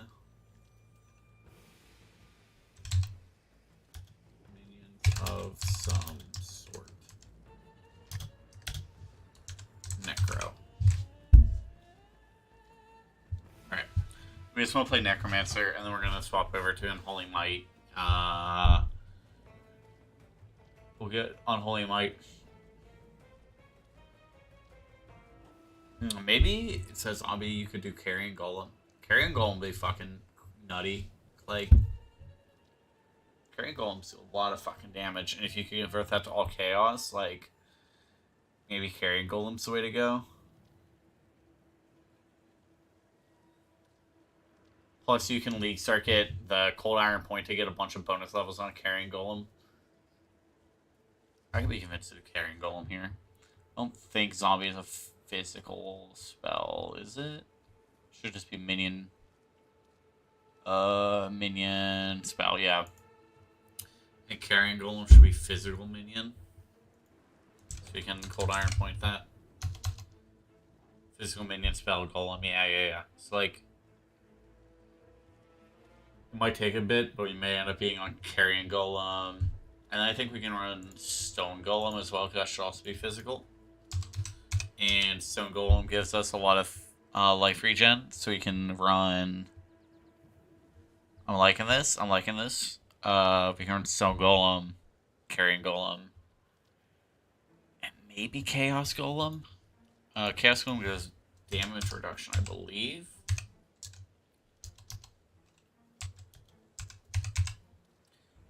Yeah, so you can use chaos golem for fizz damage reduction. I think this is where we're gonna be at.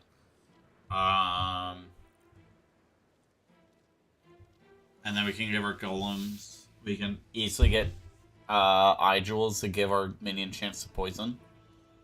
Then poison cap. Yeah, I like this.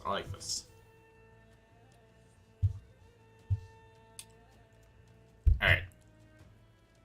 Now what the fuck am I gonna play? We're at the game part. Especially with this getting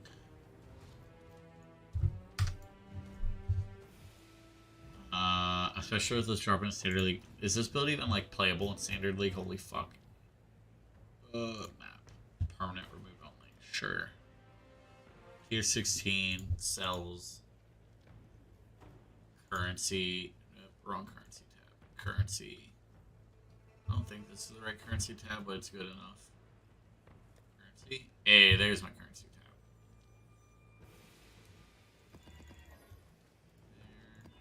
There. Sure.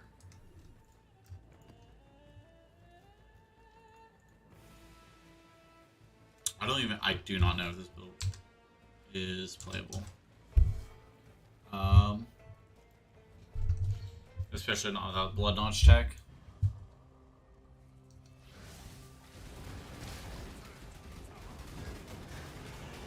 Alright. This still works. For now. Even without the ascendancy. Or without the...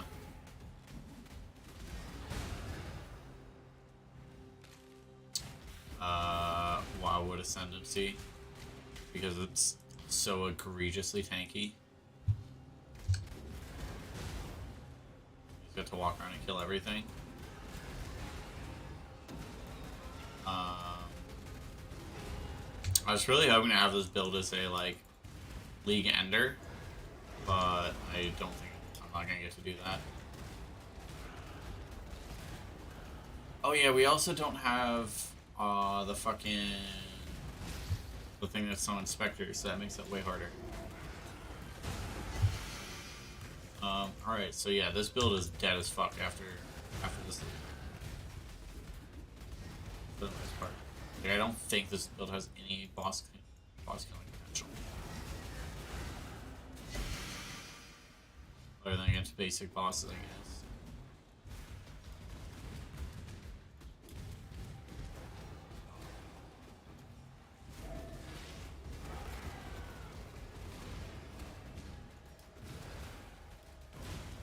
It's fine. Whatever.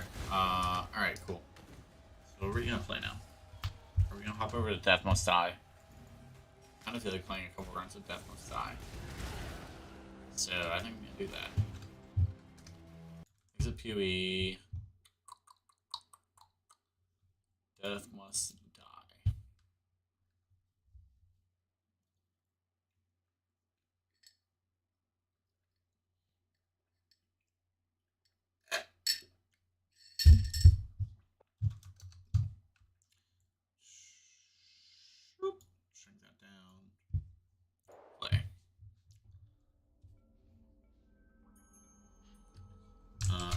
played Nyx. What else do I still have to do here? I need to get Serendipity for Mort. And defeat Gargoyles quickly.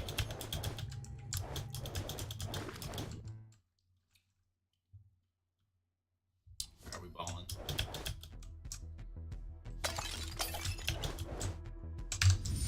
Oh, I don't need that.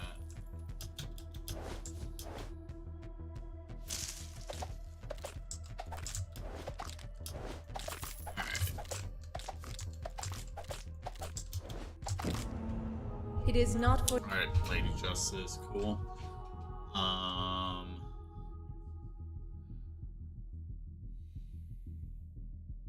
really want to play. Who should I go for here? I think we're gonna go more.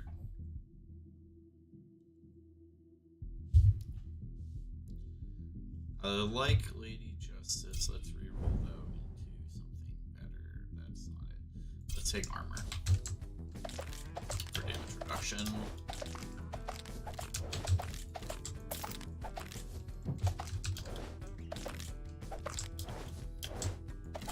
We're ultimately trying to get. We're gonna roll and get Mort for sure. And then whoever our third god is that we got. I don't think we're gonna get many options here. There is no Crom, shut up. Reroll, summer, nope. Winter, nope. Time, nope. And the last one should be guaranteed to be Mort. I'm gonna be so fucking sad if it's Lady Justice. Cool, Mort.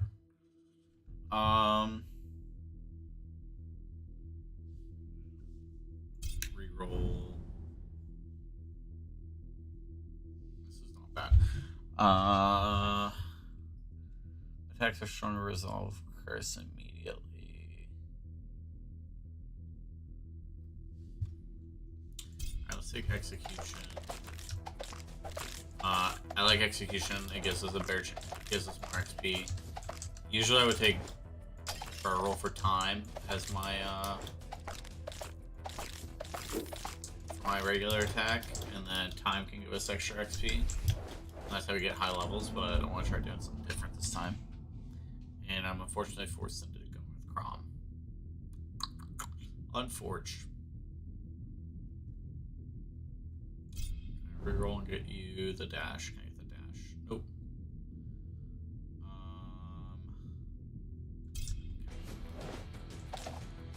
Let's take Shuriken, go Rupture. The fuck? Alright. I'm sure all these idiots.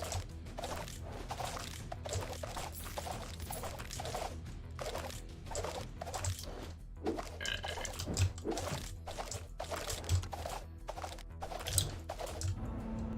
Hi again. Mort.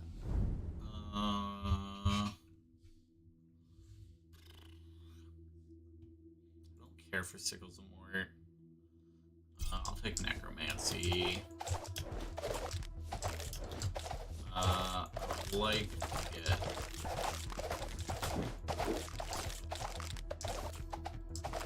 I would like to get Ravens.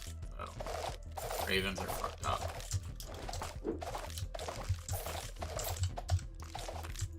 Down. Try to find more shrines, shrine buffs.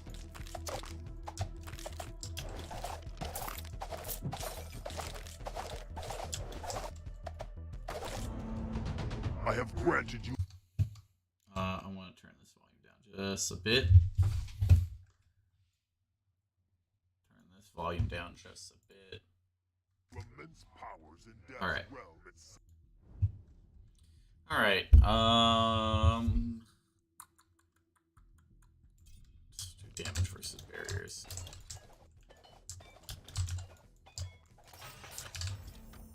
Do not Lady Justice. You restore more life from heals. Sure.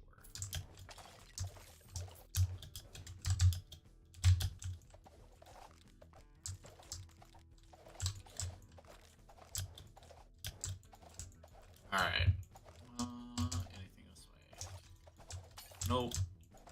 Yep. Hell fucking yeah. But banana bread. That worked, dude. Hell yeah. Kill this. Bonk, bonk. So fucking back.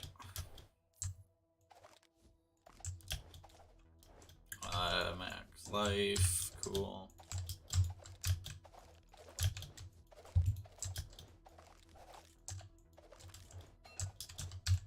This.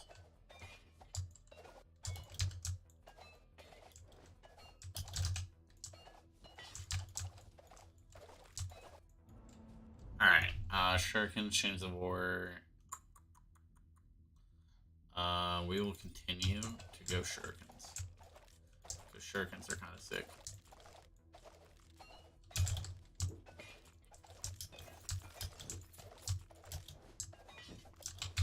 I know in the past I'd run Crom a lot for damage and kind of come off of Crom a good bit in favor of running defensive stuff. I'll take Soul Steelix here. This will help clear a bunch of garbage.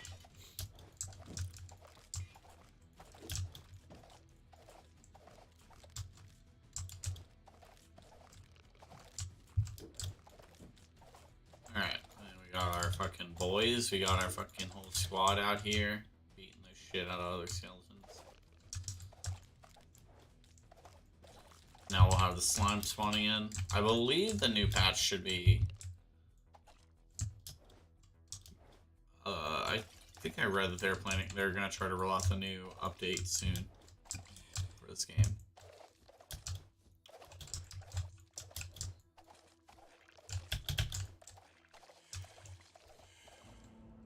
Alright. Longer fate, crit strike chance, evasion, and life. I'm gonna take life.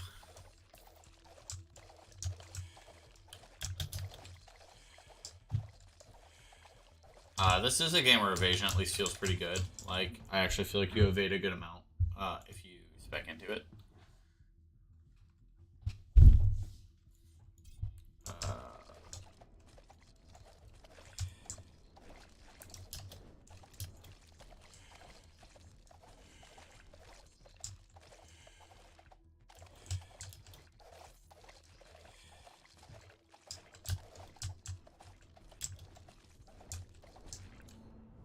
I want the Mort dash.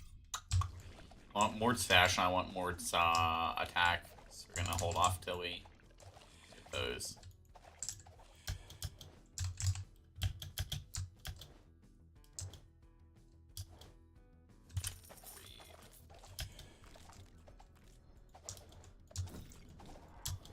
Go up here, grab this.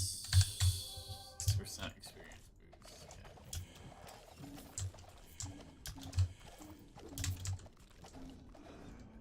Okay.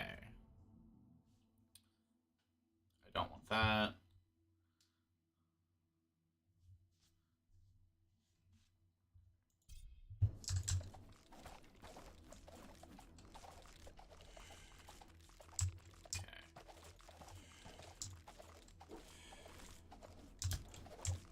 Destroy enemy, you're dead. Alright. Chains of War, sure. This should be getting big. Oh, I'd love to get the legendary, I believe, that I get increased attack speed for each ruptured enemy. Rupture in this game is basically bleed. Do not falter.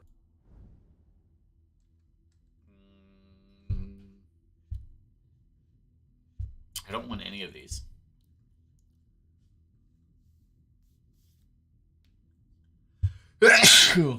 But I guess we're gonna take Rampaging Strikes finally. Unfortunately, I didn't get Mort's attack, but when this game only wants to give me Crom, I don't have many options.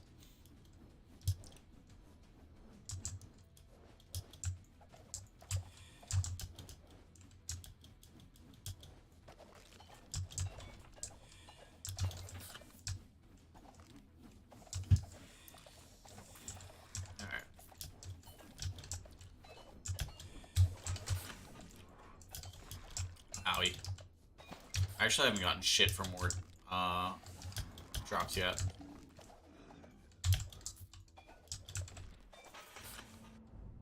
Alright, I don't want any of these, but I don't have an option. Give them a chance to be smited. And I need a way to regen health. I don't have that yet. That feels bad.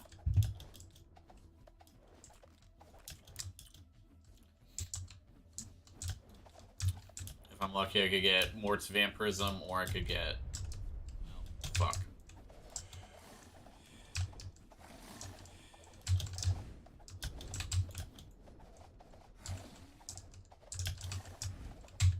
Ouch. One down. We'll take faster attacks. Fuck off.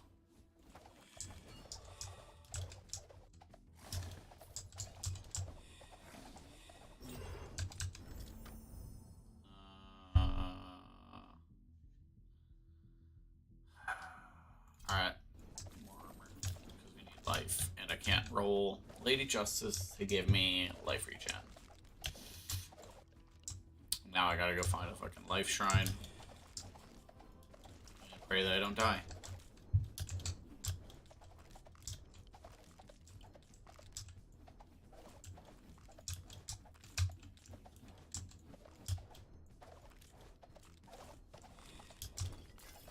Hey, you feel rejuvenated, sick, and more health. We are so back. More spell duration.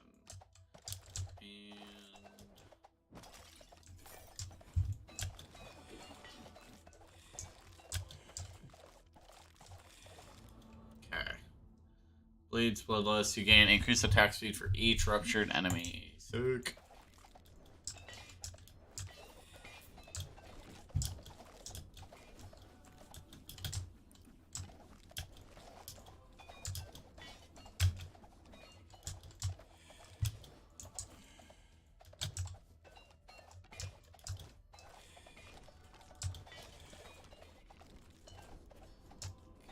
All of these idiots.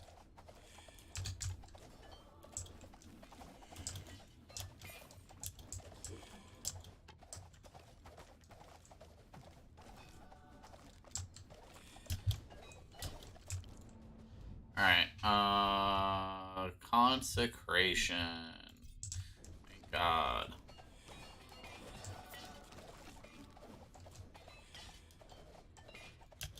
Consecration will help offset a bunch of damage.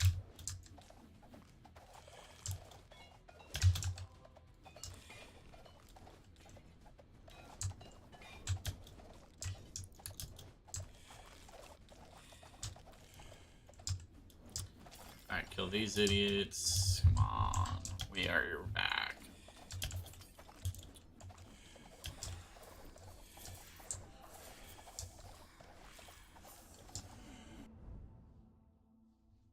Serendipity, even though I wanted every other fucking mod there. Mayhem and Ravens, so much better than Serendipity.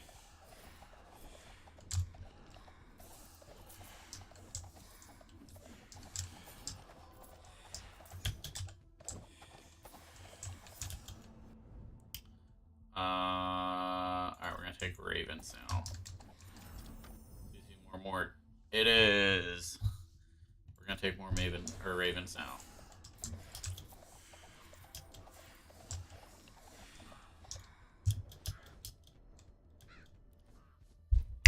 You're so back.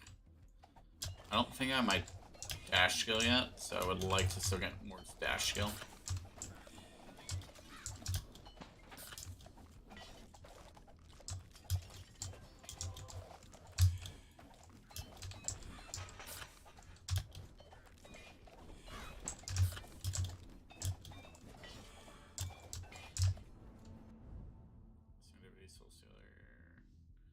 It's fine.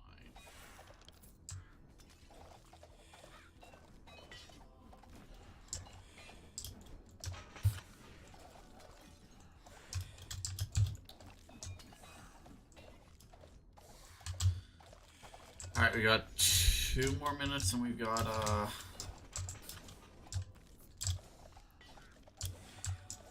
the Necromancer to fight.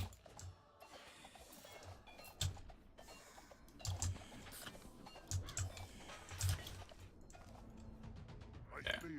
Chrome, shut up. Shut up. Alright, I guess we'll increase knockback.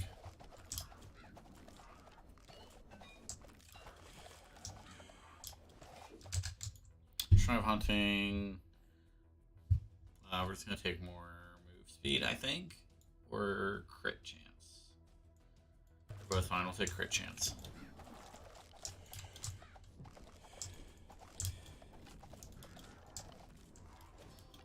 Kill this idiot down here. Dead.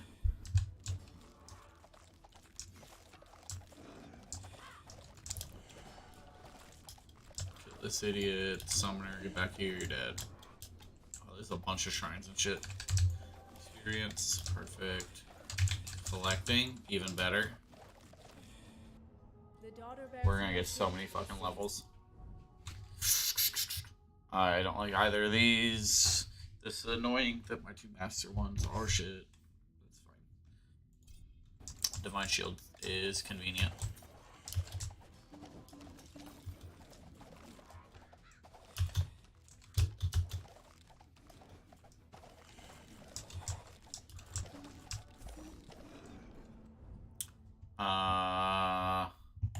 More shurikens, and they pierce.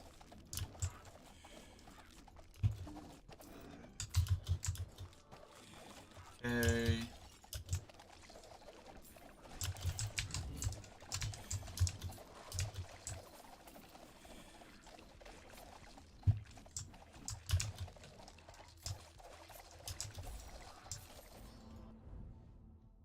Ravens, Necromancy. We'll take Necromancy.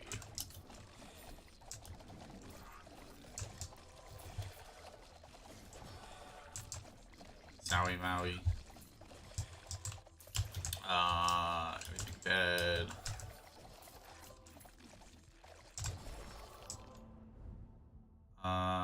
More life. Let's take more evasion.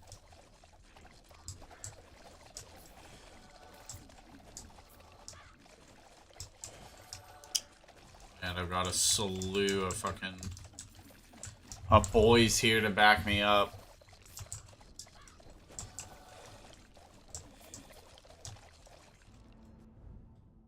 The only blue I trust to have my back.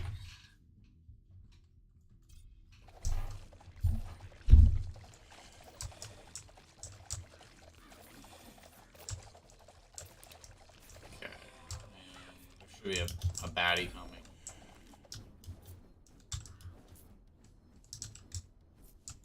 Or not, he's a fucking coward.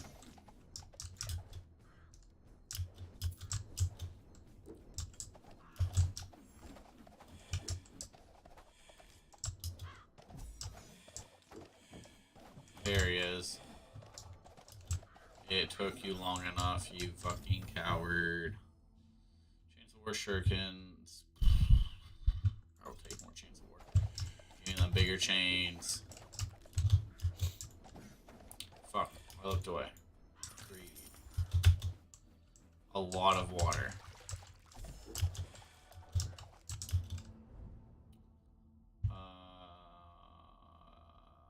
More soul seals.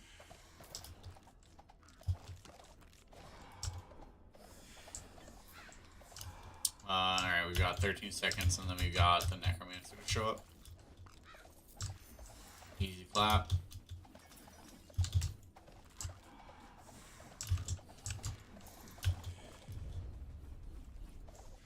Necromancer, where were you at? Where are you at?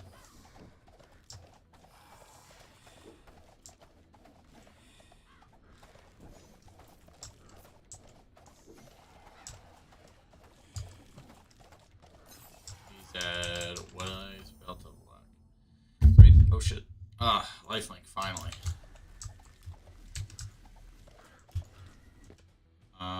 Is this spell good? Projectile and spell velocity, a lot more experience gained. It's solid. I don't know if it's better than what I got. I'm not upset about it.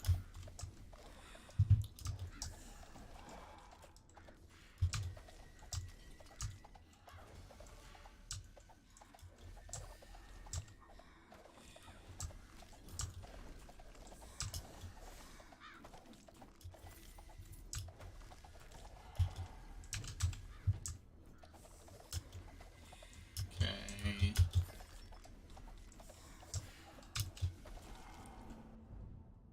Protection, conservation, airspace. Hey, thank you. I wanted that.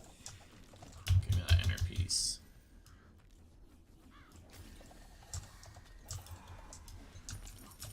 Gold.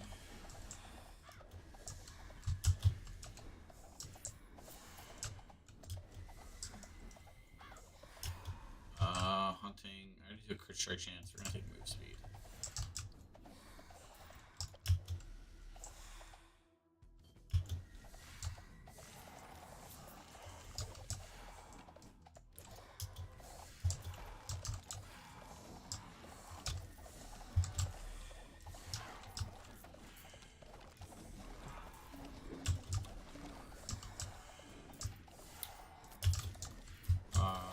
This and produce the damage.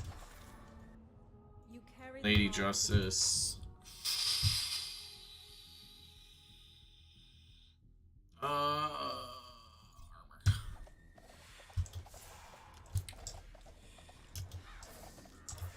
I'm pretty sure final boss of Dracula is going to be a bitch on this setup, so.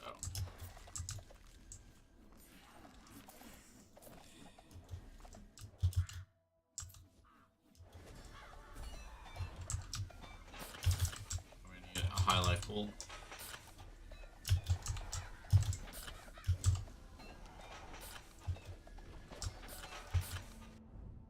Chance of War, Blades.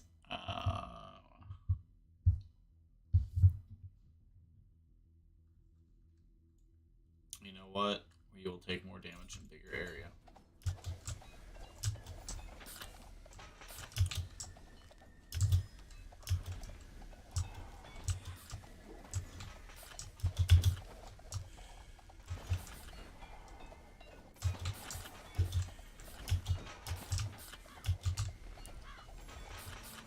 Okay.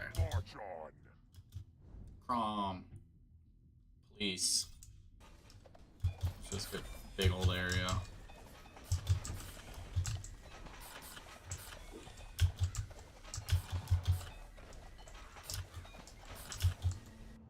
the righteous Lady Justice. More life regen.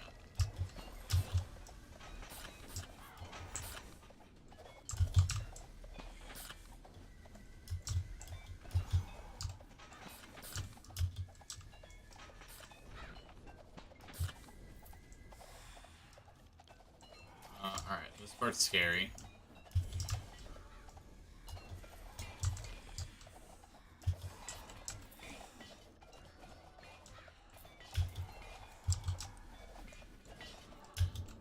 Okay, level up again. Crom. More of these blades. Fuck. Fuck.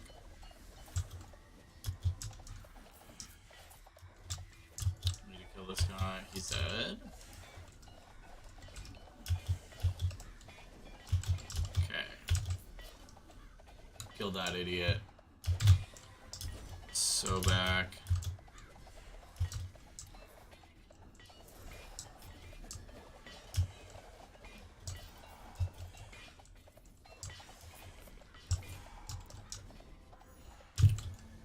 For Serendipity, Ravens. We're gonna take Ravens.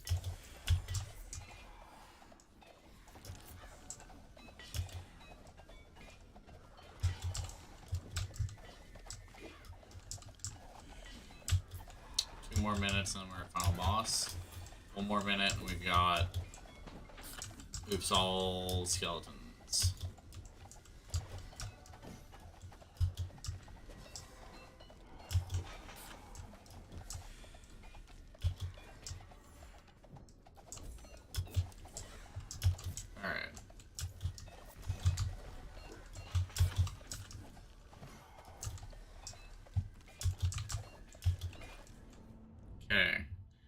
Shuriken's blades. Uh.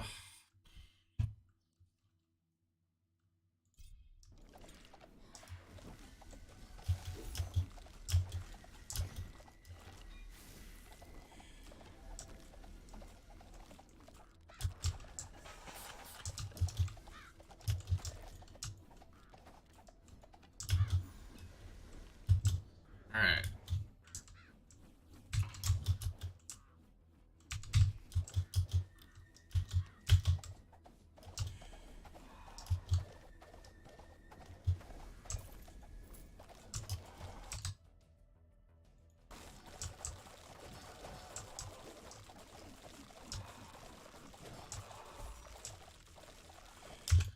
How am I sitting on the mayhem? Not much. Yeah, I'm pretty sure final boss is gonna be a bitch.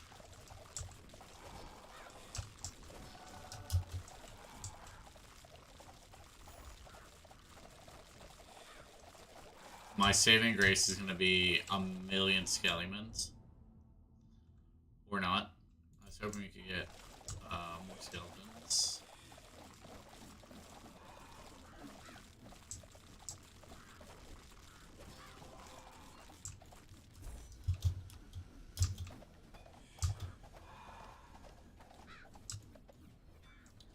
Maybe we're gonna be saved by a million skeletons. I hope they don't despawn before final boss. Oh, there's one down. Fuck. Dracula, Baron of the Outer Circle, where you at? Skeletons, back me up here. You're not doing shit for damage, skeletons.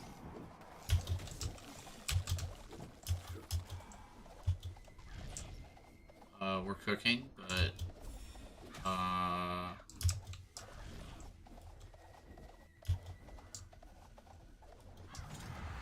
hey, eat shit.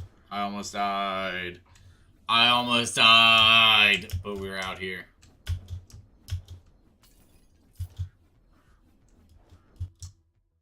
Easy clap. Chains of War. Fucking putting in the stonks, dude. Oh my god.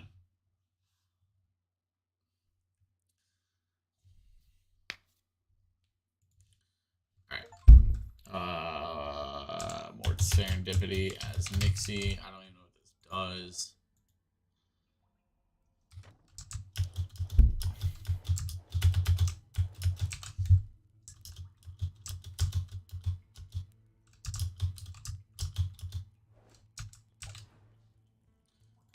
It gain plus 13 luck every 3 levels, max 130%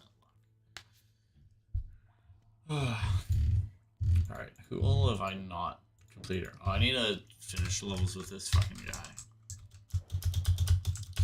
I'm trying to get get runs complete with everybody. Averon, 500 skeletons, defeat the Baron, easy. Defeat the Gargoyles, easy. Defeat the character with everybody, so I need to with Kront. A cat dies 9 times. I don't know how to do that, but Starcrux. Okay, we still don't have anything extra. Campfire, select. Right. I think I have some good boots put in my sash that I put on here. I, in fact, do not have good boots. There's heavy shit. Ugh, cringe. Bro, why? Why, bro? Why?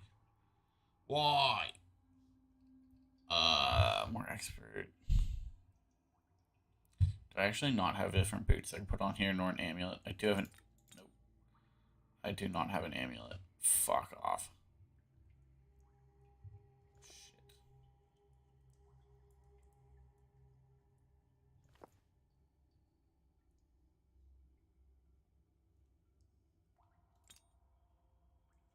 I probably should have checked what my other rings did, but...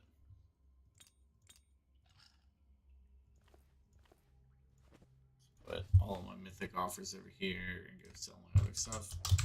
And go to this vendor. Alright, he's got a helmet. Oh, wait, I already had one. More master offers versus more expert offers. Boots. Movement speed. Sure, perfect. What else could I possibly want?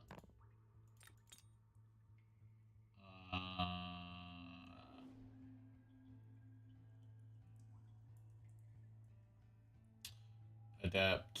Experience. More adapt. More expert offers. 2 alteration dice. I need an amulet. I need an amulet that isn't shit.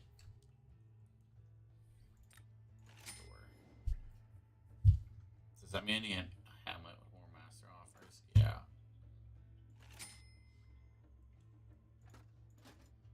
Swap that over.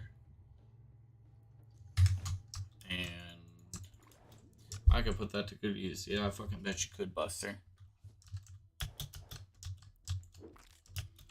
Okay, chest. Not the most useful item. Alright, we're gonna try going with my default, just like best build. Fucking sweet, we got time right away. We won't warp strike.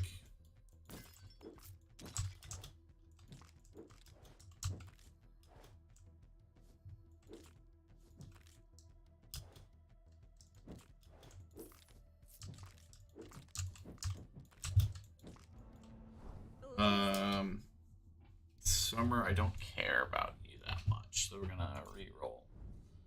We don't want winter either. We are on board with Mort. And then we're gonna roll the last one to give us Lady Justice, probably. We might not even need Lady Justice. I can probably spec more damage here and just rely on the fact that I can damage shit before it gets close to me. The Reaper does not listen to the... Perfect. Let's reroll. These are shit. Alright. When you kill an enemy, cool, give me more experience, possibly.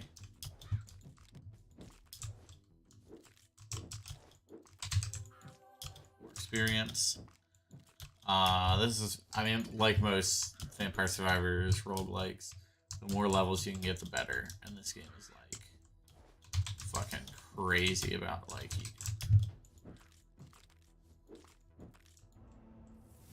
I haven't come. I don't like cold. It doesn't actually do damage. We're gonna roll past time. I think we want the lightning daddy. Next one should be lightning daddy. Fuck.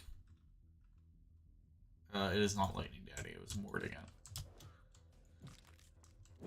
So I might not have any options for what we do with this last one.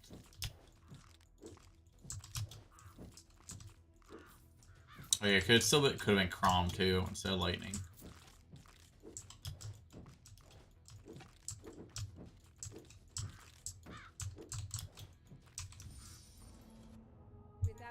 Alright, I guess it's Lady Justice. Lady Justice, it is.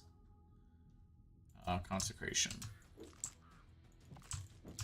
That's fine. You can be like basically immune to damage with Lady Justice, like.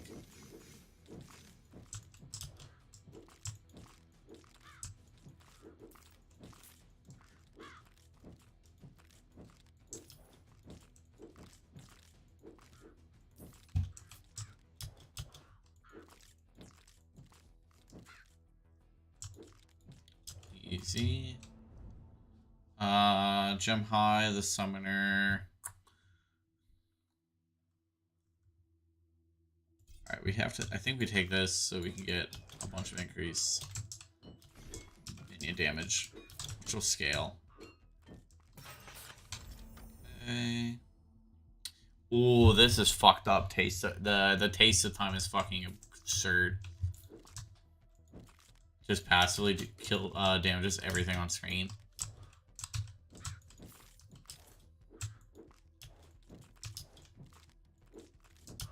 It's one of the best ways to kill Baron if your damage is dog shit at the end.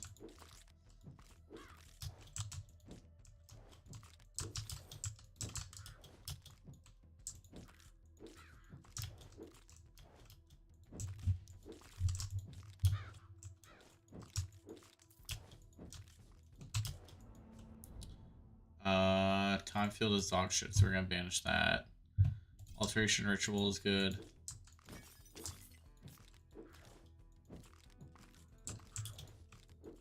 What do I gain?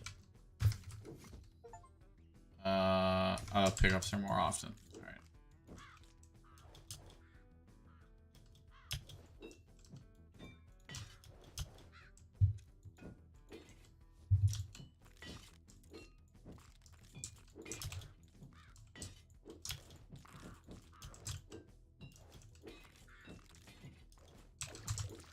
Rejuvenated. Time, we want more experience. Perfect.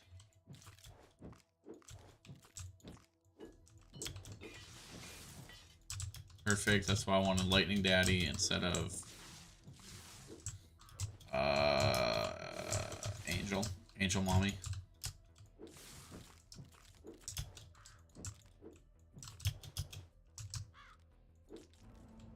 Need a sickle Or to fix this? Soul Stealers, Ravens of Pestilence. We just want XP, right?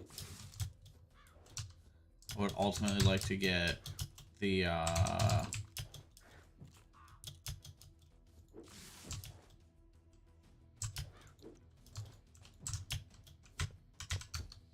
what did I get? Curiosity.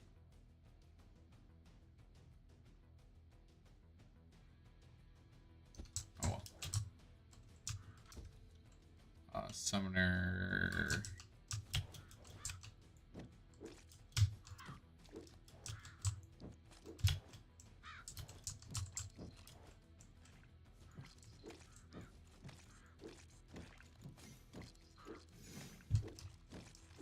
And we kill all these little idiots. Time. I think we're gonna reroll here. Force.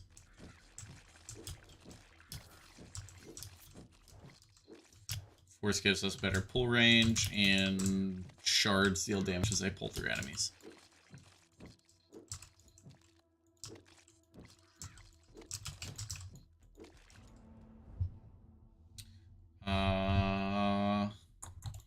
More armor. And I should basically just get to stand here and like basically face tank everything.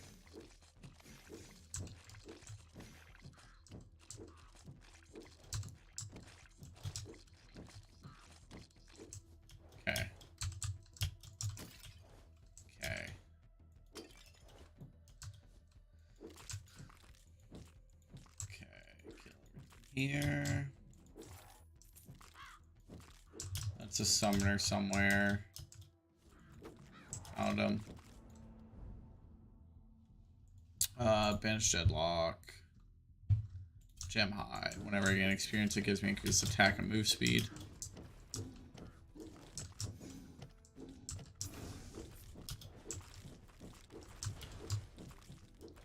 And this is where it gets kind of nutty.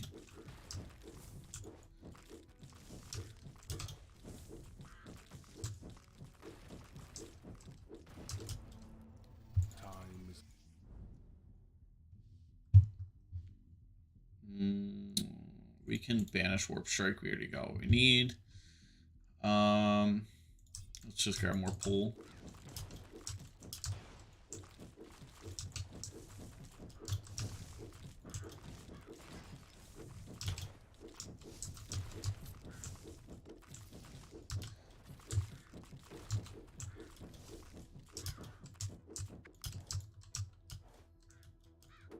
Oh, I lost my speed bonus. That's fine. We'll get it back. Okay. Let's take that.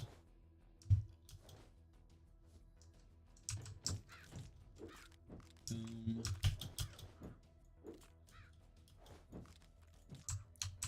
A bear? Ooh, it's such of a bear. More rare, more epic, more mythics. Bro. More mythic. Like, this is about to be a juicy run.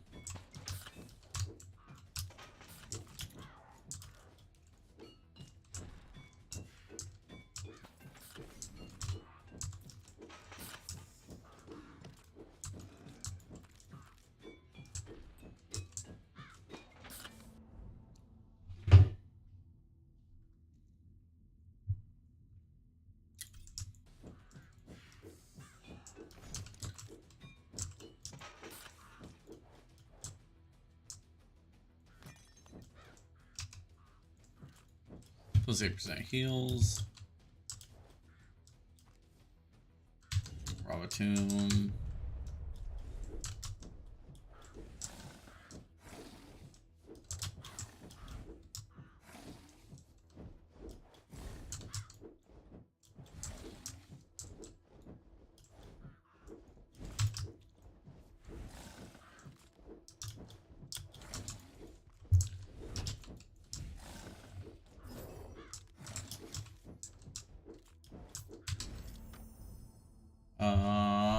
Consecration is probably what we want. Magnet gauntlets. Okay. Mayhem is going to be goaded here. I kind of just want to let my minions do their thing.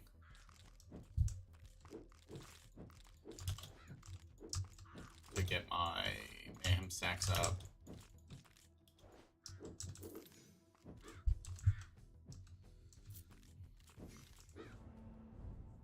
Force wisdom, more XP, always good.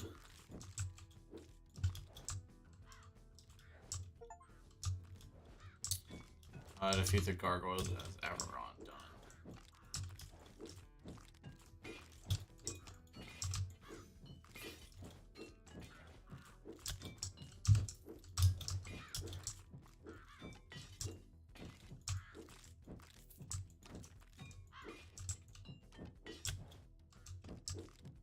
Everything here. Okay, force wisdom. Grab more force.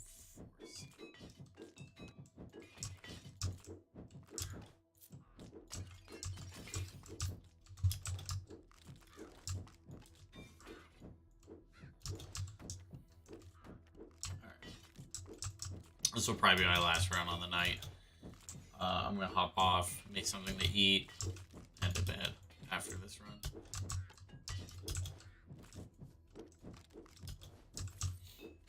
Alright. That idiot's gonna die. Oop.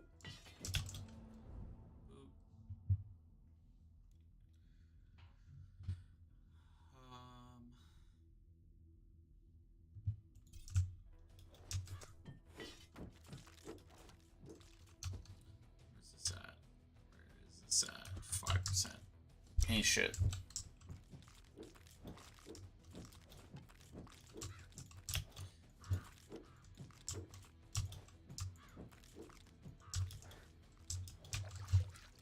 You feel rejuvenated. Cool, yo.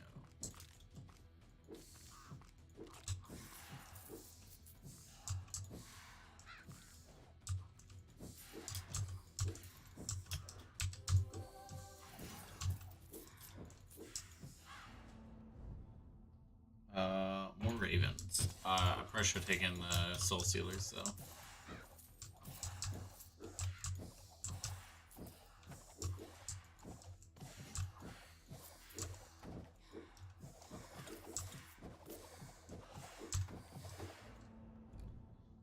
Inner peace, regenerate life, sure.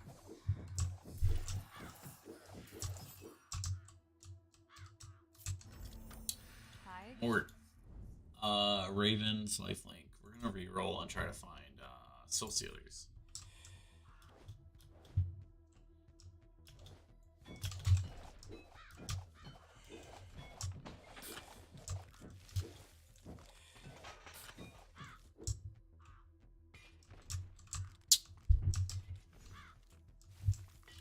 I'm gonna try to let my ravens do some work here to get some sacks for mayhem stacks.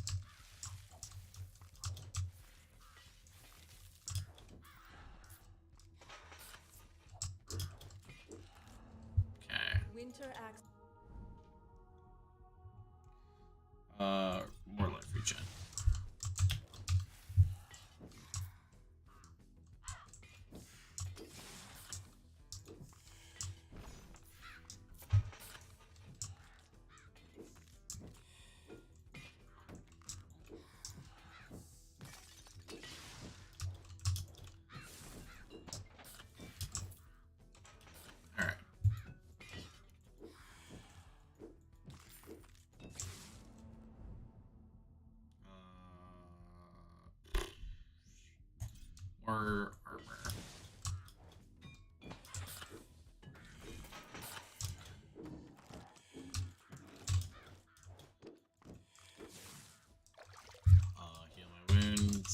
get dog shit out of the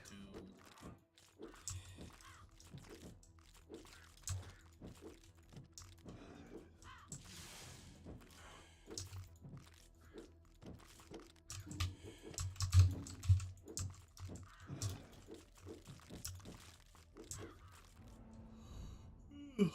Ravens of Pestilence. Yeah, let's up that. Move speed, more ravens.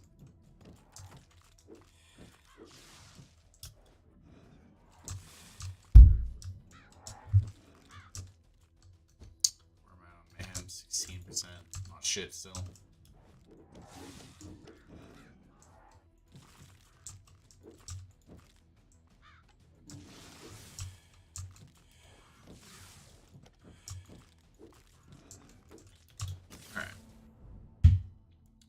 Ravens to level 4. Perfect.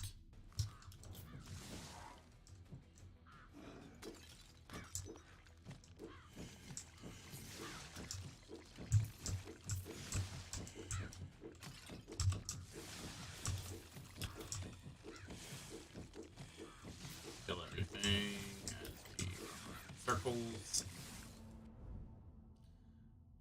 Cool. Ravens to 5. 17 ravens.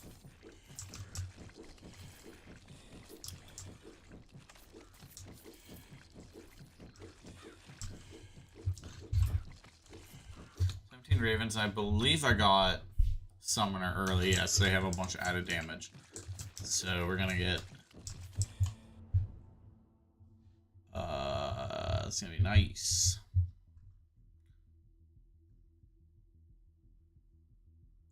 Let's grab more experience.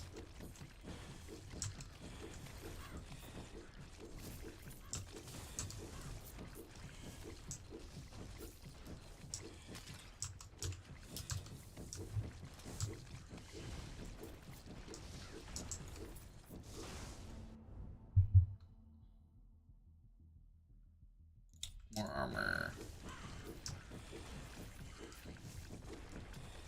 Alright, so I got the minion one for a few seconds.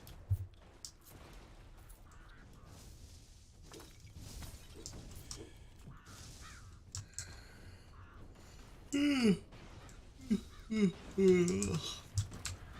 so freaking tired. So freaking tired.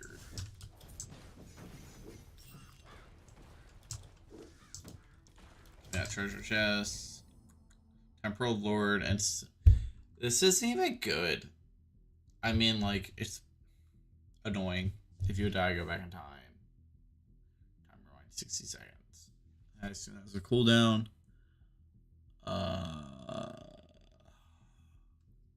Like, I'm gonna take it because it's a legend, but I'm not excited by it because I won't die.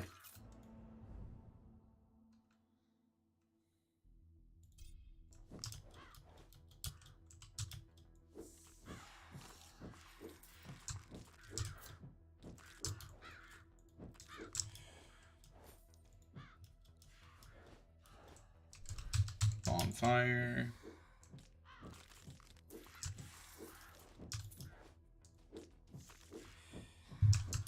I would like to get Necromancer from Mort soon. Necromancer. He said.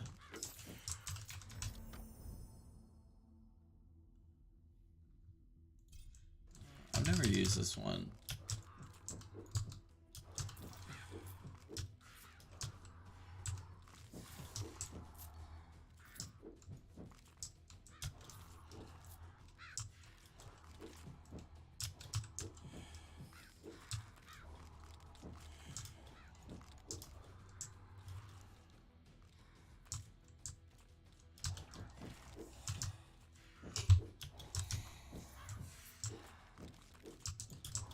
Alright. Here. 3 max life. Soul Stealers. Necromancy. Ugh. Let's get rid of this. I want Necromancy, but I want a better one. I don't care about Serendipity. Let's do a roll and try to hit a better Okay. Alright, let's take a better mayhem. And leave it up to my ravens.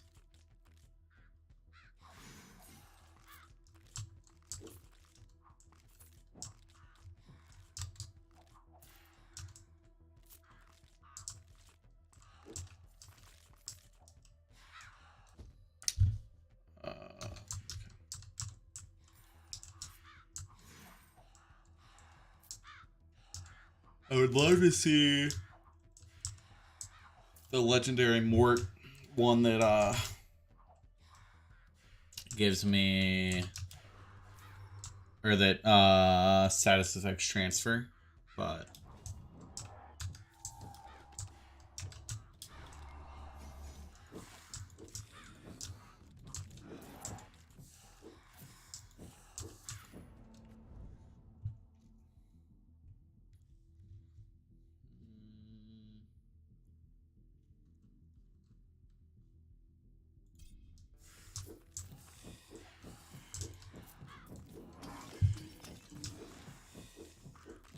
alright, time to actually start running around and try to get my level ups real quick. Luck.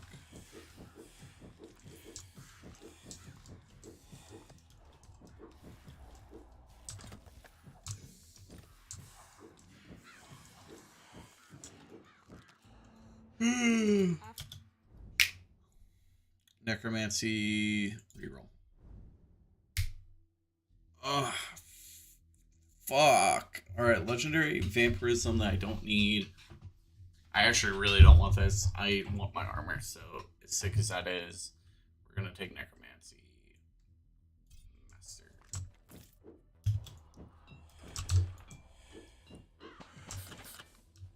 So we can get Skellimans.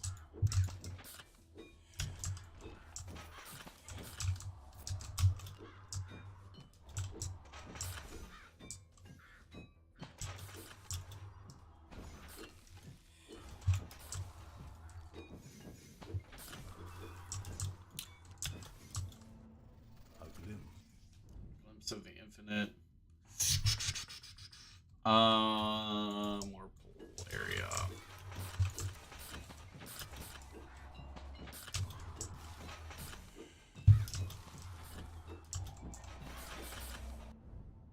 Divine Shield, Purification, restore more life from heals. Cool.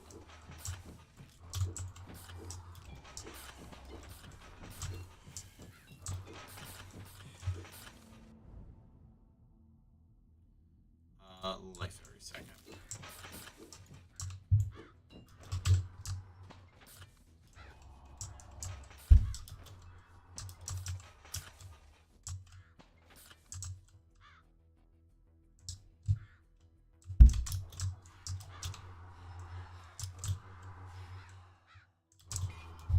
I'll be a believer in my ravens.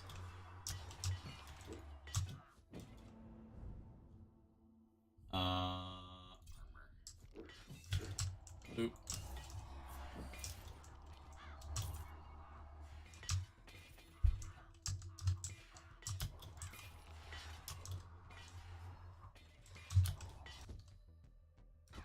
Only 42%.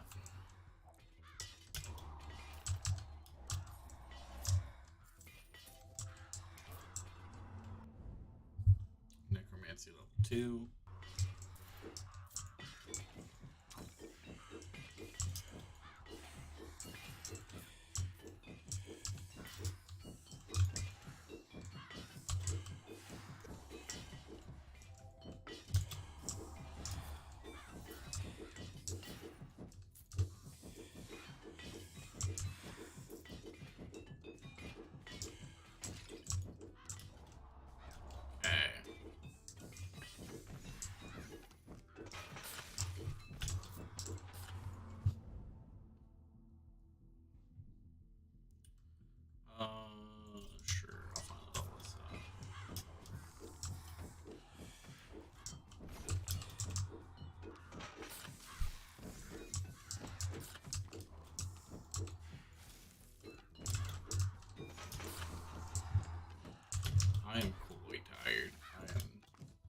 ready to go to bed.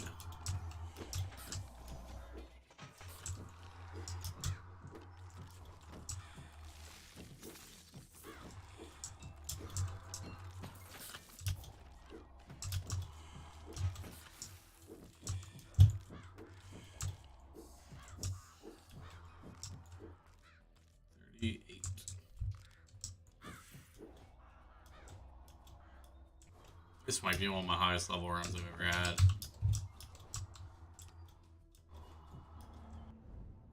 39.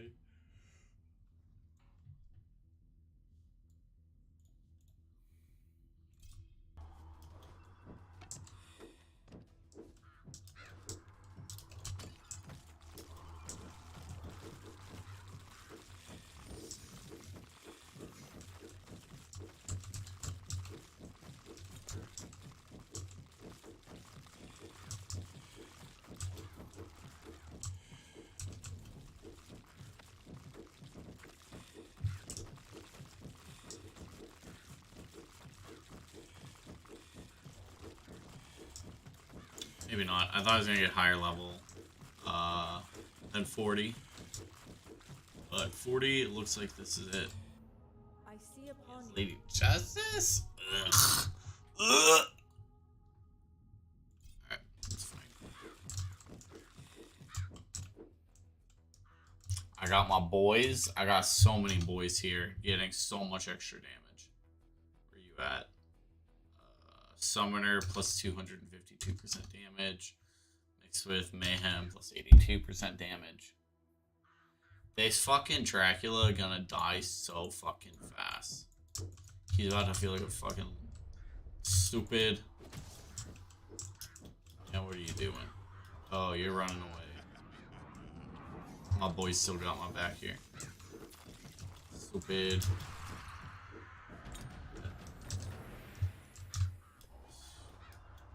So dumb.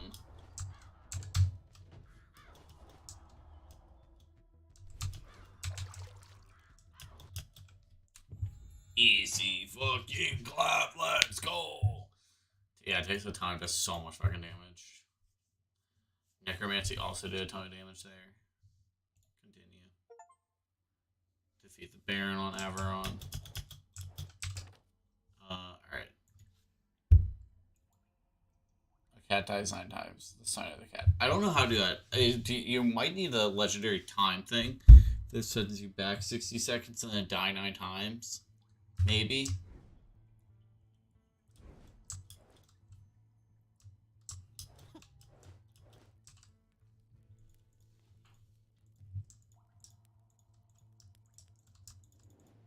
I don't care about that. What are these? 7% increase attack damage for every 3 levels. Whenever you take damage, become invulnerable for 3 seconds. This can occur more than once every 10 seconds. Scan 18 armor every 3 levels. That one's pretty good. That's an insane amount of fucking damage reduction. Shopkeep.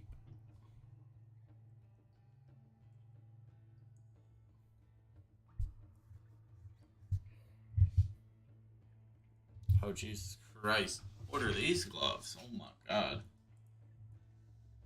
Like, actually kind of sick with it. Command of the 5 elements. Unique. Chance to apply weaken, chance to apply mark, chance to apply burning, frozen, curse. Interesting.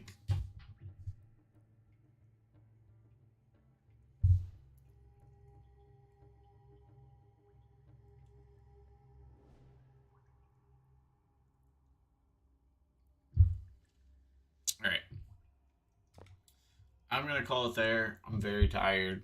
Thanks for anybody who tuned in. But I'm going to call it a night, make myself something to eat. I'll probably be around this. I'll probably be streaming Friday. Tomorrow I got Flesh and Blood. Friday, though, Path of Exile 3.24. We're balling. Lord have mercy. I'm about to ball. Thank you.